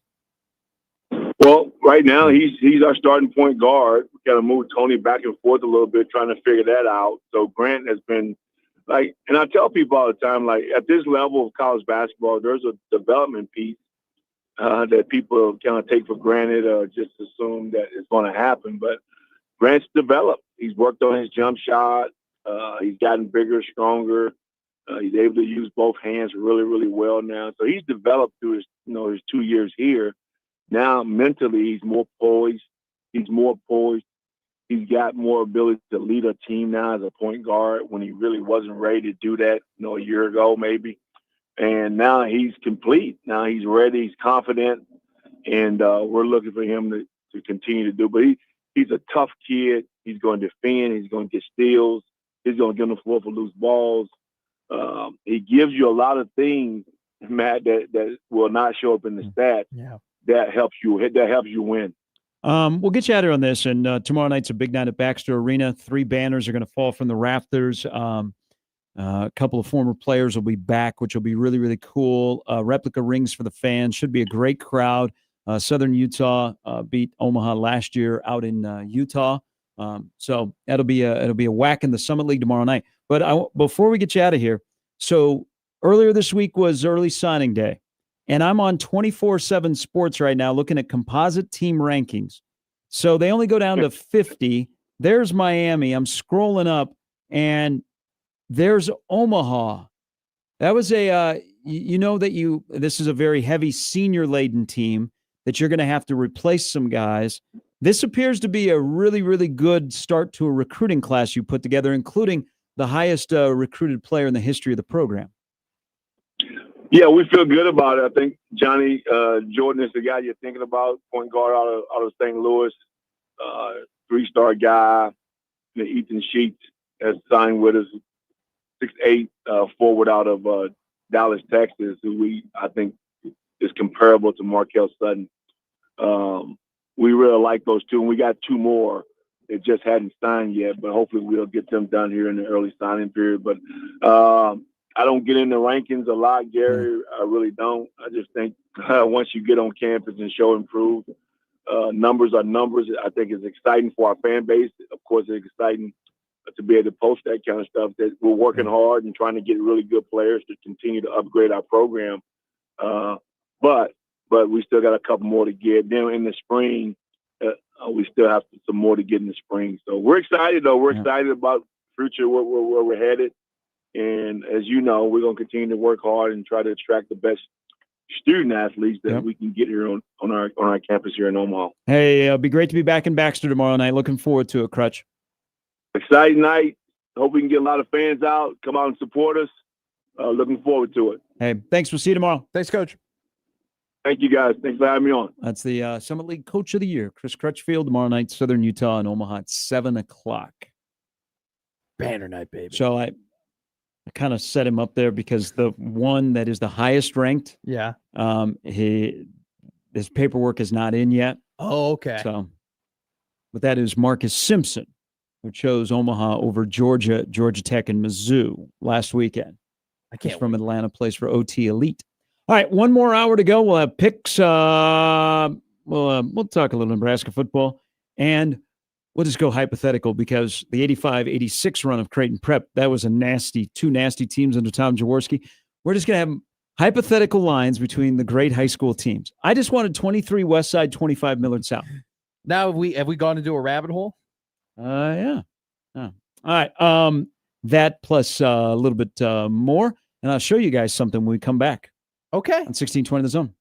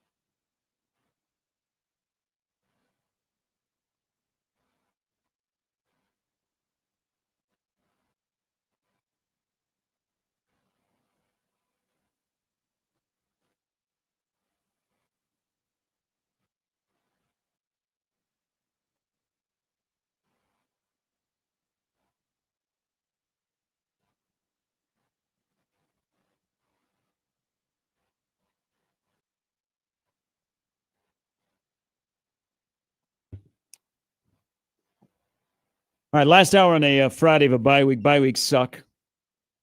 Just play all season long. At least the weather will be nice. Have you ever gotten into the conversation with John Bishop about it's not a bye week, it's an idle week? What? He had this rant on Big Red Overreaction about how you're not a bye is when you go to the next round, is when you advance. This was last week. Oh, It was late. He goes, you aren't advancing. He goes, you are idle in the regular season. It's an idle. Yeah, I guess so. Yeah. And then I looked at John. I go, John, everybody calls it a bye week. I'm going to call it a bye week. And he goes, okay.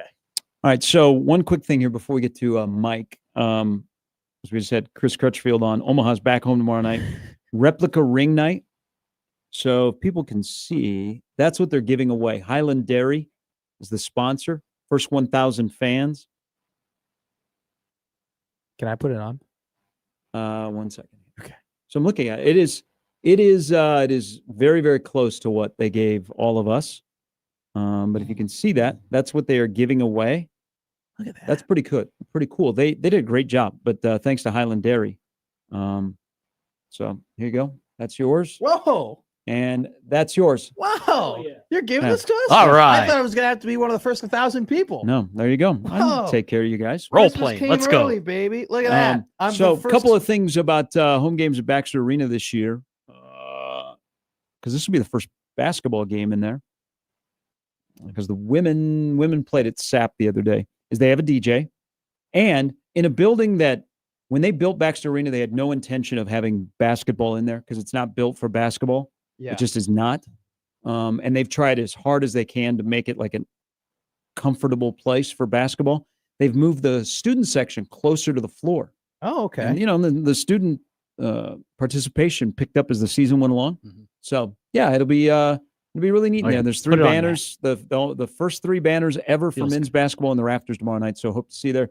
We'll be on at 11:80 tomorrow at 6:30. Tip off 7:00 for Omaha and Southern Utah. This is dope. They even have the scores inside the thing of Yeah. of the Summit League tournament. Yeah, it is. There's a couple of like little details that are different from the real ones. Yeah. But they did a really good job. This is heavy. This is dope. They usually are. I've never been a champion before in my life, so I've never won a championship ring. Now or you'll see anything why like I don't that. want to wear it because the real ones It's are way bigger. Oh, way yeah. bigger. I never got one of Yeah. these from KU. See, so would you Omaha would you won, prefer KU it to be nothing. this size? Would you? So it's a little. No, you like your big ring. You like the big ring. If you're gonna Gary do loves it, the do big it. ring. Yeah. I just got it displayed in the man cave. Mhm. I'm just gonna go. What if I just wore this to every show now? You would get so pissed. No, You're you like, wear it. It'd That's be you're your fine. bit. like that is the worst gift I've ever given this guy. I mean, you'd have, I'm sure you'd be wearing chains and a white T-shirt. Yeah, they're good. They did a really You- good job. So thanks to you Highland come Dairy here and to my Omaha family. Athletics. All right, here is Mike. Good morning, Mike. Welcome to the show on the Prairie Flower Casino's Zone Hotline. Hey, good morning. Good morning, Gary. How are you? Good, Mike. How are Matt, you? How are you? Great, Hey, Mike. Thanks. Hey, living over here in Iowa, like you guys know. How about Woodbine? Talking about. Hey, oh yeah, buddy. Yeah. I'll take care of my Gary- Iowegians. Hey, I'm telling you, my boy plays the 8-man. He's a sophomore now. He plays 8-man, and Okay. we got crushed by Audubon. But anyway, Iowa does this right. And I hate the Hawkeyes. I just that part drives me crazy. But high school football, they do it right. They stagger their games. They stagger the game. They all play in the same place, the dome, and up there in Cedar Falls. Yep. And they stagger the games so everybody can watch them. Hell, we got kids. Our football coach will sometimes they'll let them go to the dome. If it's somebody a close team, around the area, go up there and watch them in the dome. And it's not just for the small schools. The big schools do the same thing. It's none of this. Everybody plays at the same time. That's Yeah. So there's one thing that I think Iowa does better. Well, And they then do I'm have the one thing, Mike. They do have so what you're alluding to is this was one of the rare years over in Iowa that the state volleyball finals did not coincide with the semifinals. So there was not a lot of crossover because you have schools that have, they're playing in the volleyball and the football around here and they can't make it to Yeah. both. But having an indoor facility that is just large enough for high school football is ideal. And when they made that move in the state of Iowa, and it's been a while that they've moved all the semifinals and finals to Cedar Falls, it was great. But what I also like that they do, and you can do this because it's all in one location, and it's not all the kick times are not on top of each other. All the semifinals and finals are carried on TV. Yes. Yeah. Yes, that's awesome. And then I am with you though, Gary, also on Iowa out to USC. I think that's going to be tough for USC. Iowa's good. How many times does Kirk Ferentz get blown out? I hate him. How many times does he get blown out? Not very often. Well, And they're calling for rain. And I just think I'm taking Iowa in the points myself. But Mike, anyway. Mike, thanks for the phone call. So Yep. Bishop Garrigan is really good. Very good. Yeah. Very good. Yeah. So I appreciate All it. right. Thank you.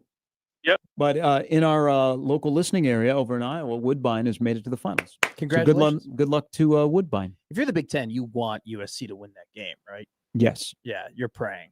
I mean, because if Iowa wins that game, then USC beats Oregon. But then you have two teams. then in the college is football next playoff. week a knockout game Yeah. between USC and Oregon. Yeah, it would be.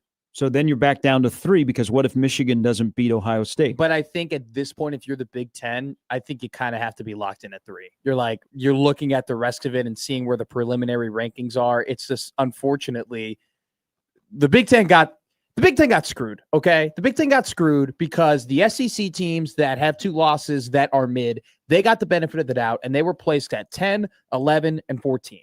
And the Big Ten teams that had 2 losses, they were placed at 17, 20, and 23. Okay. So you were giving more of an opportunity for the SEC teams to do less to go ahead and get into the college football playoff, where the Big Ten teams, because they were farther back in the ranking, had to do more to do that. But So- I do think the committee, though, because we focus on the teams, the 3 that are in the playoff. Yeah. I think though the committee did give the Big Ten some love. If you look where Michigan is, USC is, and then Iowa only fell 1 spot. But they're banking on the only way this happens is Michigan beats Ohio State. Yeah. And if USC goes 2-0, because I don't know that USC could go 1-1, and it's a close loss against Oregon. Now, if they get beat this weekend, they're out. Even if they turn around and they beat Oregon. But they are giving, and you mentioned this earlier, Texas a chance to have 3 losses and make the playoff, and Oklahoma maybe to a lesser extent. And they're giving a Vanderbilt team who's 14th, right, who has no business being in that playoff conversation, in my opinion, a chance to make the playoff. And Texas doesn't have to be perfect, and they can make it. Michigan and USC and Washington, until they lost to Wisconsin, had to be perfect. And so I think if you were the Big Ten, you were looking at the first rankings, the first initial rankings, and you're going, okay, we're probably going to get 3. Like, that's just probably what's going to happen. You are now just being like, all right, get 3 in. Don't get to a situation where you only get 2. Because it doesn't matter, in my opinion, that they would be the number 1 and number 2 team. Like, getting 2 in and getting as many teams in as the ACC or the Big 12 would be embarrassing for the Big Ten. And then allowing the SEC to get 6 teams in, it would not matter if the SEC got 6 teams in and the Big Ten got 2 teams in. I don't think it would matter if the Big Ten won the national championship. I think the SEC could still say, hey, we're the best conference because we got half the field in. You want to have some pain? Yeah. Champagne? No, you just want to have some pain. And we talked with Brett about Texas A&M's conference schedule. Nebraska's going to kick themselves. Oh, God, yes. If they finish up and they run the table, they're going to kick themselves. Because in a year where there is the 3-loss team is in play, and if Nebraska doesn't stumble against Minnesota and their 2 losses are Michigan and USC, and you only have 2 losses, and you're like, welcome to the postseason. I don't care if it's on the road. You're going to kick yourself.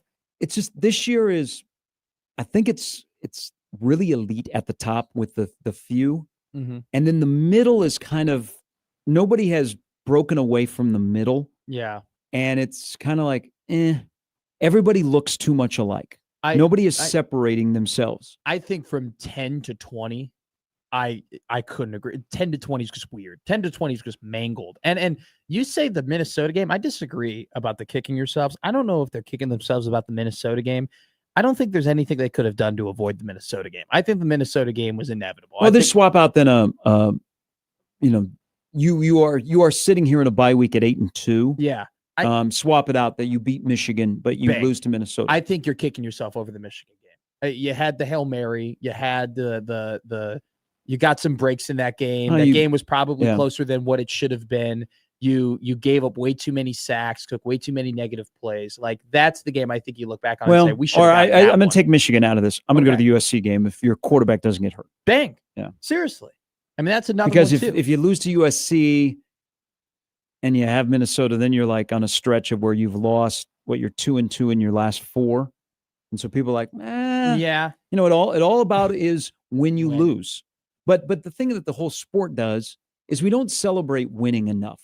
We celebrate good losses. Yes. We need to celebrate winning more. That's why I'm on the wagon of Nebraska volleyball is 24-0. Okay. They're at Pauley Pavilion tonight. Then they're at the Galen Center on Sunday, which is going to be a blank show if you know anybody that's going to that to see Nebraska and USC volleyball play. Well, you know why? Well, there's going to be a ton of people there. Well, it's general admission. Yeah. All the tickets are general admission for the USC Nebraska volleyball game on Sunday. But Nebraska volleyball is 24-0. They've won 46 straight sets. They have swept 15. If they make it through this weekend with that streak intact and Ohio State does what they do, we need to celebrate winning more. Winning is hard, but we like to go, man, that was a good loss. Sure. That was a good loss. Instead of going, they're 24-0 and nobody's touching them. Don't you think there should be a bigger gap? That's why I'm kind of use the same argument for Millard South. Sure. Well, don't you think, like, so Oregon's 8 and Notre Dame's 9, right? And they're one spot apart. But don't you think just internally there should probably be a pretty big gap between 8 and 9 in terms of the fact that Notre Dame's, but what is Notre Dame hanging? You mean like always or this year? No, this year specifically. That they're, because what is Oregon? You talk about we're rewarding losing, and I don't not know that there's much of a enough. gap once you get to 8 to 9. Now there's a gap when you get 5 to 12, but 8 on up, there isn't much of a gap between those teams. But I'm taking your point and saying this, right? That we have rewarded Notre Dame for losing close to Texas A&M and losing close to Miami. I think more so than we've rewarded Oregon for actually beating Penn State. And Oregon, why are we rewarding Notre Dame for 2 close losses when Oregon has 1 close loss? Did anybody watch that game against Indiana? Did anybody see how competitive that game was? Two things, and I'm Oregon to me feels like a playoff team. Yeah, Penn State cratering does not help, and then 21-7 against Wisconsin. Sure, yes, at home. Yes, but what I'm playing into is the fact that we are still valuing the fact that Notre Dame lost by 3, to Miami, and they lost by a last second touchdown. Well, it also part of this is teams in front of you have to lose. Like Oregon did move up, so they do get credit for going on the road and beating Iowa. And Iowa kind of gets credit because they only drop 1 spot, but you have to have teams in front of you lose. Yeah. So if there's no movement up front, sure, you're really not going to go anywhere. Are you really going to jump somebody that much unless you're playing against them or playing, more than likely if you're going to move up, you're playing a team that's already in front of you that you would move up. I think I'm just more pissed about the fact that there is a world in where Texas gets in and Oregon doesn't, and they've set that up. And I just don't. Texas lost to Florida. How do we always forget this? Texas lost to Florida, and Vanderbilt is their quote unquote one of their best wins. Watch the games. Vanderbilt beat a Missouri team with a backup QB. They beat a South Carolina team with a backup QB. Mm-hmm. They beat an LSU team that was a dead man walking with their coach getting fired not too far after that. Like the only great team that Vanderbilt played, they lost by 14-2. That's why no preseason rankings, and let's don't do the college football playoff rankings until the last one. Everybody is in suspense. That'd be like if they didn't announce like NBA free agency until opening night. The guys just walk. The guys just walk through the curtain, like no Shams, no Woj, no nobody. Just all of a sudden one night in November, it's 2013. You're like, oh my God, LeBron James, Chris Bosh, and Dwayne Wade, they're all in the Heat. Never heard of that? Heard of that joke of like you did the NBA free agency, like the WWE. Nobody announced anything. They all just showed up. Like, oh my God, Carmelo's on the Knicks? Wait, they added Stoudemire? What's going on, dude? Wait, when did Mike Bibby become a Hawk? We still have our picks to come. We'll do that as we roll till 10 on a welcome to bye week. Welcome to a bye week football Friday fiesta. It's been fun. It's been black shirts and bones and high school football, baby. It's Gary and Matt on 1620 The Zone.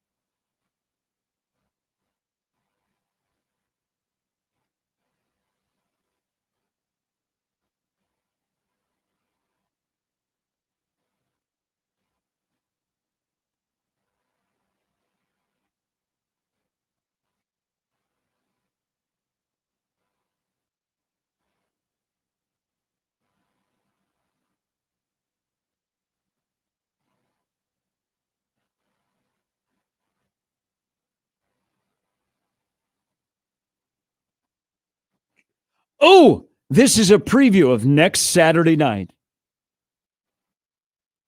in Happy Valley. Senior night. Penn State wins this weekend against Michigan State. They're 4-6. They still have a chance to make a bowl game. Terry Smith, hired by Matt Rule at Temple on one sideline. Penn State has a pulse. Then in comes Matt Rule, what Penn State could have had. Nebraska's trying to get to 8 wins. And in the pregame, this is playing. All right? Night game, cold, snowy.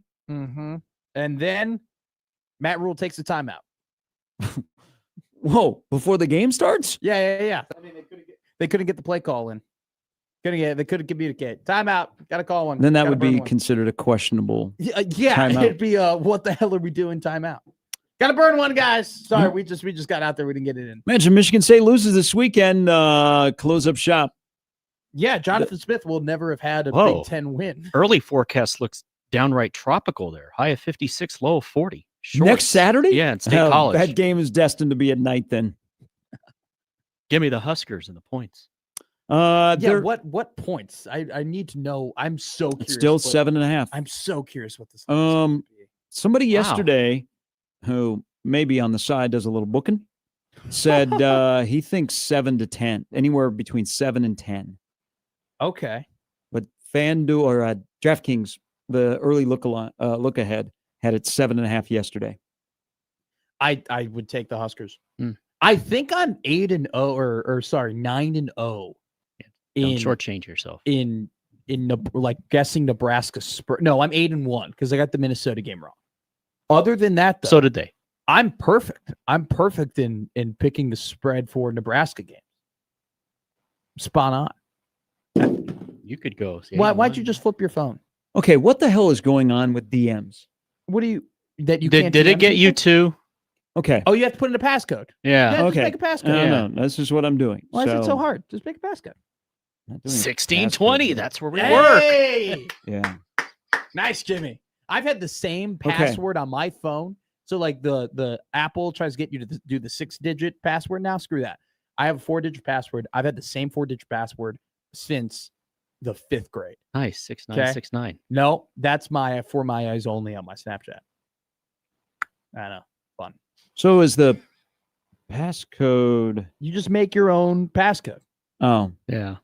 Oh, you okay. You just pick 4 numbers. Okay, so because I had 18 more attempts, I was just putting in numbers. What? No, you have to set Yeah. it. You have to set what your passcode is, and then you'll never Well, I get- know I They really are Yeah. trying to drive people off that app.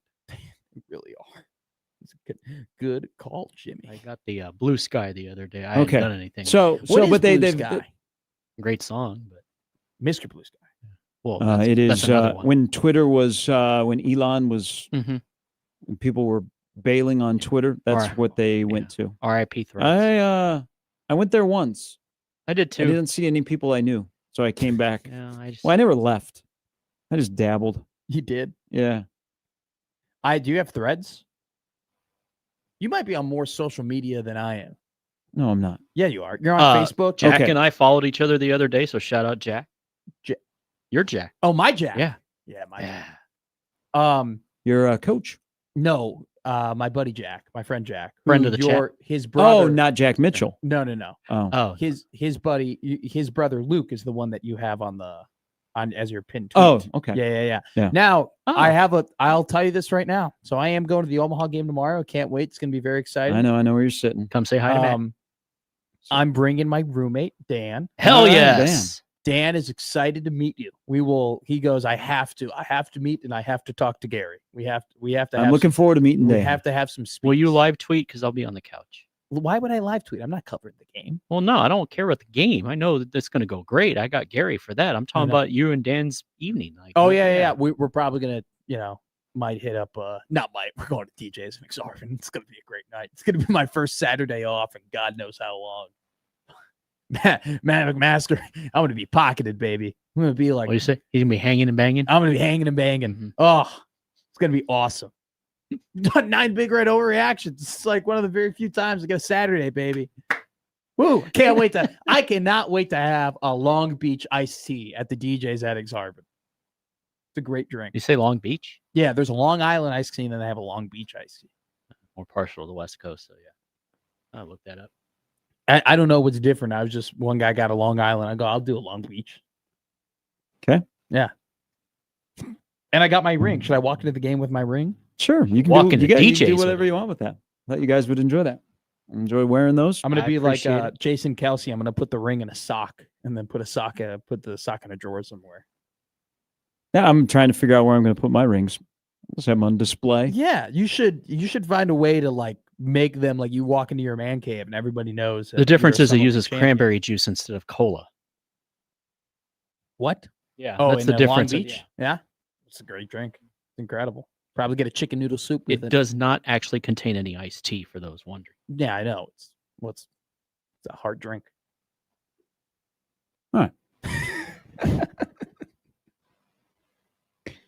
will not be going there before the game. You won't be? No, How about after? I used to go there all the time. Yeah. Yeah. What's your favorite thing to get there? I like the wraps. Yeah. The Hangover Burger. You ever have that one with the nice little egg on top, fried egg? You fried egg on a burger? I used to go there a lot. It just it's bad memories? no, I don't have any bad memories. Oh. It's a competition. That's what they need. Okay. Yeah. Okay. No, it's it's not as good as it used to be. Okay. That's what. Yeah. Yeah, and that's because they have some people that they've moved around. Okay. So it's not as it used to be number one. It used to be their top location. I don't think it's the top location anymore. Do you prefer the one in downtown? I don't make it there very often. I don't see. I like the one. I like the one on 114th and Dodge. Okay. Oh yeah. I Great haven't- place to watch the NFL. That's a good place, but that's where some of the better people from Exarban Village went when it first opened. That's right. Okay. Yeah. Yeah, I prefer the one in Exarban Village just because I like the layout better than the downtown DJs. The downtown DJs are too low to the ground, and the TVs are too high, and you gotta be an owl in there. You gotta rotate your neck everywhere to find the games. DJs in Exarban, you can pop a squat. You can get all the TVs. I don't recommend you do that. Yeah, that probably get you arrested. Yeah. What? Popping Pop a squat. Yeah. Pop a squat? Use the indoor plumbing. Isn't that just to sit down? What you do when Why don't you Google that? Yeah. What? You just pop a squat. Okay, no. You've never No, I've never gone into a sports bar in Omaha and popped a squat. Yeah, you just sit down. Isn't that what the saying is? You do sit down, sit correct? down, When you you pop pop a a squat. squat, you kind of hover. I've said that my entire life. Growing Okay. up. Yeah, I just popped the squat. Sometimes you pull over side of the road. Oh, is it? Oh, Sometimes so- you're tailgating. You don't want to wait. There's no way that you have always used that. Yes. My literally. Do you have a bowel problem? Yeah. I mean, you call me Matt McFarter. I mean, it's obvious. I mean, the Lysol that you've had to use. It's not like my stomachs are great. You just if you call it when you go and sit down on the floor, you pop a squat. I go, yeah, when you just sit down. Where I was like, yeah, I will literally tell people they will walk in. Double yeah, just pop fisting a is squat. 2 beers. I think FYI. so. The most common use of that phrase Yeah. is not what you're using. What's the common use of that phrase? GPT is your friend. Why can't it's not that bad? Why can't you explain? The more familiar phrase. Like, I'm not saying you're wrong, but when people hear that, they think What of does- something different. When I go home, I'm going to get the question. Oh, what Matt do today? He said pop a squat, and the question I get, does he know what it now, means? like you're Pop a saying, squat has several meanings, including sitting down or crouching. It can also refer to exercise, specifically a jump squat. In a more specific slang context, it can mean to urinate in a squatting position. Okay. or what else? Particularly in public, and this is often seen as a negative or impolite usage. Yeah. No, you're not wrong. Like the crouch or sit down. But just the common one when you say that is, Mhm. Honestly, more oftentimes I tell people to pop a squat. I go, hey, pop a squat. why don't you say sit down, have a seat? No, I'm a nickname guy. Make yourself I like at a home. slang guy. I like my slangs. We'll give our picks coming up next. The crossover begins in just a moment. 1620 The Zone.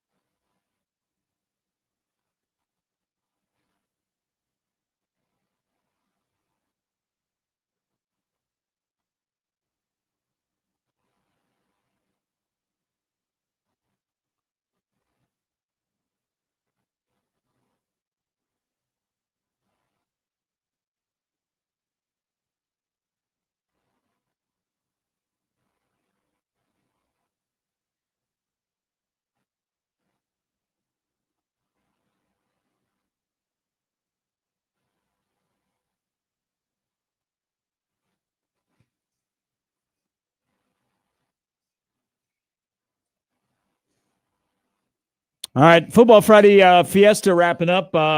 Good slate in the NFL, especially the late afternoon that gets you Seattle and the Rams, Kansas City and Denver. I give you those two. Detroit is at Philadelphia. That's the Sunday night game. Your Bears are up at U.S. Bank Stadium, take on the Vikings, and you got Tampa Bay at Buffalo. How many of those key games do the road team win? Ooh. Kansas City at Denver, Seattle at the Rams, Detroit at Philadelphia, Chicago at Minnesota, Tampa Bay at Buffalo. NFL Week 11, really, really good. 3-2. Okay, the three road teams winning would be Kansas City. All right. Chicago. Andy Reid, Patrick Mahomes special on bye week, Sunday. bye week, yeah. Kansas City, Chicago, Seattle. Those are my three. Those are the three that I would pick. The three road teams. Now, is it an emotional hedge with the Bears winning? I'm confident they're going to win this game. Okay. They're going to go on the road. The secondary has played a little bit better. Justin Jefferson has always been really good against them, so I'm not worried about that. I'm more so worried, how do you guard Aaron Jones? Aaron Jones is a bear killer, okay? He has, whether he's in Green Bay or he's in Minnesota, he has always killed the Bears. Got to hope that TJ Edwards is healthy enough to come back. We're going to need him, but Tremaine Edmonds has been playing some of the best football of his career. I trust him. Look, death taxes and Caleb Williams being clutch. I mean, that's just what we've come down to. I mean, so the Viking defense a little bit more difficult than the Giants defense. And I also think too that this is going to be an emotional game for the Bears. I think that they are that? very mad that they lost that first game of the season, that they gave that one up. I think they've circled this on their calendar since that game. They have a ton of confidence. I think they're going to come out, and I didn't pick them in my picks, but I would bet them +3. I just think they're going to have some fire. There are like the Vikings, the Chiefs, probably not so much the Broncos, even though it would, the Broncos beat the Chiefs. Basically, the AFC West would be over. Yeah. And you'd be like, okay, Broncos are 9-2. Like Buffalo. There's some teams that need to pull the parking brake and win on Sunday in the NFL. What, Buffalo went 3 straight years or 4 years with scoring 20 or more points in a game, and now they've scored 13 and 14 in their last 3 games. Like, yeah, pulling the parking brake is big time. I think they'll bounce back. I mean, I like them at home against the Bucks. This is a game it's an interesting game between the Buccaneers and the Bills, because it's two of the teams that came out to hot starts that you thought that, hey, this could be a legitimate Super Bowl matchup, and they've both kind of teetered in the middle of the season. Now, granted, I think the Bills are just having Bill problems. I think they just Sean McDermott's having trouble with his offensive coordinator problems. Yes, that's what I think. That Brian Dable gonna bypass Penn State and go up to upstate New York and help out? Maybe. I mean, I wouldn't mind if he became an offensive analyst for them or something like that. I mean, I think I would mind. Well, I like when Buffalo's not winning. I don't really care about the AFC, so you can do whatever you want on the side of that bracket. I don't care. But I mean, I think it'd be good for them if you brought in another set of eyes. Heck, it worked for Green Bay last year when they brought in Saleh, right? And he ended up like really helping that defense. I think the Buccaneers, they're having injury issues. So like they are hurt. I mean, I think they're going to give them a bigger fight than maybe people anticipate, but it's a must win for the Bills. The Bills lose that game. Like you said, don't pull the parking brake, but the AFC East would be done. It would be over. There would be no shot for the Bills to come back and win that division, because New England's remaining schedule, they get Cincinnati, they get Baltimore, they get the Jets again. Like they got some easy teams they get to play. So they have to win that game. Next week is Penn State week around here. We can talk about considering a successful season. It's not a successful season if you finish 7-5, but what if you're 8-4? Now 9-3 is off the table. That's a successful season. But what if it's 8-4 and the win is next Saturday and not the following Friday? We'll get into that next week. Don't forget tonight, Creighton basketball back home, trying to bounce back after the loss to Gonzaga. They take on University of Maryland Eastern Shore, who those guys have been hanging out. They've been spent a lot of time in downtown Omaha since they came to Nebraska and played at Nebraska, then came to Omaha. So they might look familiar to you when you see them on the floor. They're a 31.5-point underdog. Tonight, 6 o'clock with the pregame show. 7 is tip-off, and then Matt will have the postgame. I'll be over on 1180 with John Schreiner for West Side and Millard South at Phelps Field. All right, you ready? Oh, wait a minute. Eric wants a question about the NFL. We'll get him in here before we give our pick. Let's do it, Eric. Good morning, E. Hey, how you guys doing today? Eric, how you doing? Pretty good, pretty good. I got some great news for you. I know where this is coming. We'll talk on Monday, but go by ahead. By the way, the Broncos have the best pass rush in the NFL, and Said I the get same the thing the other Defensive Player of the Year back this Sunday. So, those Kansas City wide receivers are in deep doo-doo. All right. Call back on Monday because I'd like to have a discussion. I'm worried about you. And, hey, I'm one worried other about you. thing. Let's go Warriors tonight, baby. All right. Okay. He's a roll side guy. Oh, I thought he was talking about the I other like- ones who I play like- the Spurs. I like your I team. got Oh, you. no. Roll side. Yes. I like your Yes. team a lot. Roll side or the South Boys? Who are you choosing? Well, I guess I'm choosing South Boys because I predicted them to win. All right. Okay. You have our graphic for our contest? Yeah. All right. I haven't seen the updated standing, so I'm looking forward to looking at this. Okay. Oh, -3. That's possible. All right, laugh it up. Laugh it up. All right, it's been rough. Oh, I don't know. I don't know how I'm seeing the board. Last year, I just want to say, last year I saw the board so well. Okay. Yeah. And I've been doing the same things. I'm probably more in tune with these leagues and with everything going on in sports, and I can't see it. My gut is off. So, my brain. so the I use picks my that you're making in this, you don't follow up with money. no. I do. I put. this is a good I thing make for him, other though. picks with other money. Okay. Why don't then you use them in this contest? Well, thank God I haven't used them in this contest. Well, you'd be winning though. I thought you're having a good year. or at least having a decent. No. Oh no, sorry. I'm down a Oh. lot. Oh, Okay. Sorry. I'm not having a good year at all. Oh. I mean, I'm not you in some debt ramen. or anything. Like I'm fine. Like I'm gamble responsibly. Okay, this is what I've lost has been over. come by multiple for a meal months. sometime. We got No, baby I'm formula. fine. You know my system. Everybody knows my system.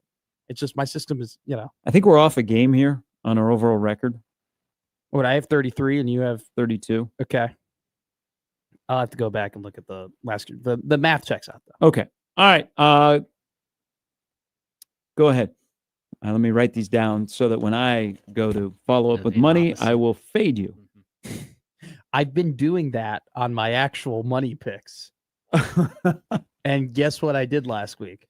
One. I won. Oh, okay. I really Sometimes we have to wallow in our own misery. I really like Tampa Bay in this game. I really like the Bucks. You know what? I'm gonna go with New England money line instead because I like the Okay, Bucks yeah. in the matchup. yeah. And New You England came won. through. Yeah. So Northwestern plus 11.5. I look, I don't give a damn if you're like, oh, you're getting emotional. Me getting smart hasn't solved anything either. Okay. So yeah, I'll bet emotional. I'll go Cats Put plus that on the 11.5. board, that phrase. Texas, Georgia under. I've just noticed a trend when like two really high level teams play each other, just not a lot of points are scored. Like you go back and you look at the NFL and in college, it just seems like these games against good teams are slogs. So I'll count for this to be another slog. So give me Texas, Georgia, under 49.5. Okay. And then, so I think Buffalo will win, and I Yeah. think Buffalo will control the game. But give me a Buccaneers backdoor cover. I think Oh. plus 5.5. I just think Baker is just going to be super fired up and knows the importance of the game for the Buccaneers. Because look, Carolina's playing around a little bit. They're not like it's not dead in the NFC South. It's not over, right? If the Buccaneers. So I love your analogy, right? Pull the parking brake. If the Bucs don't pull the parking brake either, they could be in a frisky situation. So I think they'll lose, but I think it'll be close. Buccaneers plus 5.5. I'm going big this weekend. Okay. I'm going to stay in college this weekend, even though I looked a long time at the Steelers. Really? Well, Against because the Bengals? But the Bengals have two key guys out. Hendrickson's It's going to out? be super windy in Pittsburgh, I like that. From and the Rodgers doesn't throw the ball down the field. no, and he's afraid to get hit. Yeah.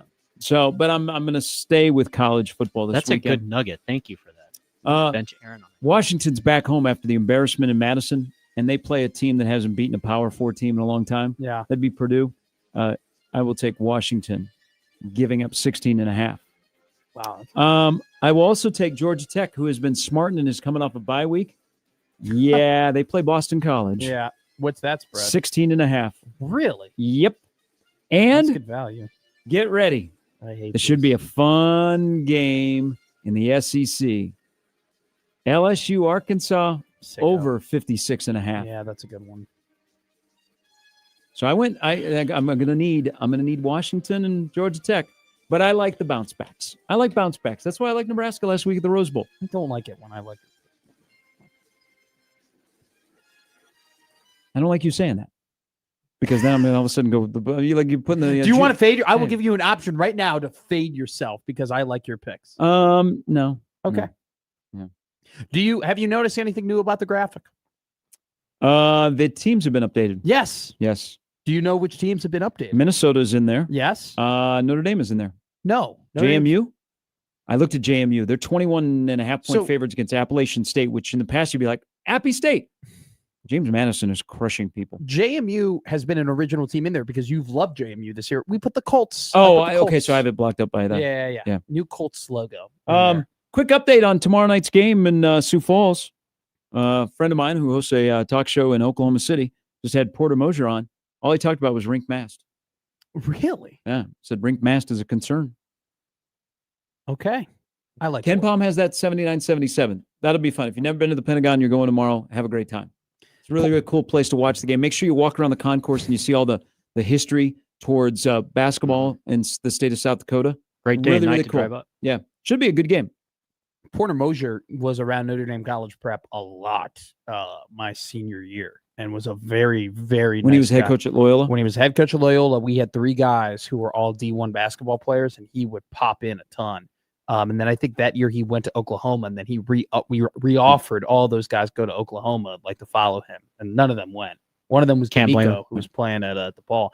But every time Porter Mosier would come to Notre Dame College Prep, there would be like students who would meet him and Yeah. whatnot, and they're like nothing but great things about him. Well, you get to see him up That's close cool. against Nebraska tomorrow night. We'll see you at Phelps Field. You'll hear Matt in the post game after Creighton, Maryland Eastern Shore. Also join us. Pretty cool night tomorrow night at Baxter Arena. That's a 7:00 tip. That game's on 1180 as well. Have a great weekend, everybody. I was in action in the rain in LA, so live, laugh, and punt. That looks good. Look at that. Thanks to Highland Dairy.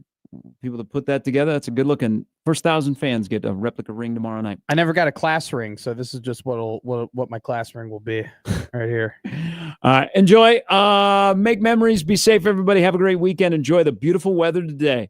And go to a high school football game if you're not going to watch Creighton, Maryland Eastern Shore. Let's pack the stadiums. Those kids deserve to have packed stadiums for the semifinals. Amen. To And then that. let's turn around and put 76,000 in Memorial Stadium in like 10 days. Okay. More I than tried. that. I tried. We're back on Monday at 6. Crossover's coming up next.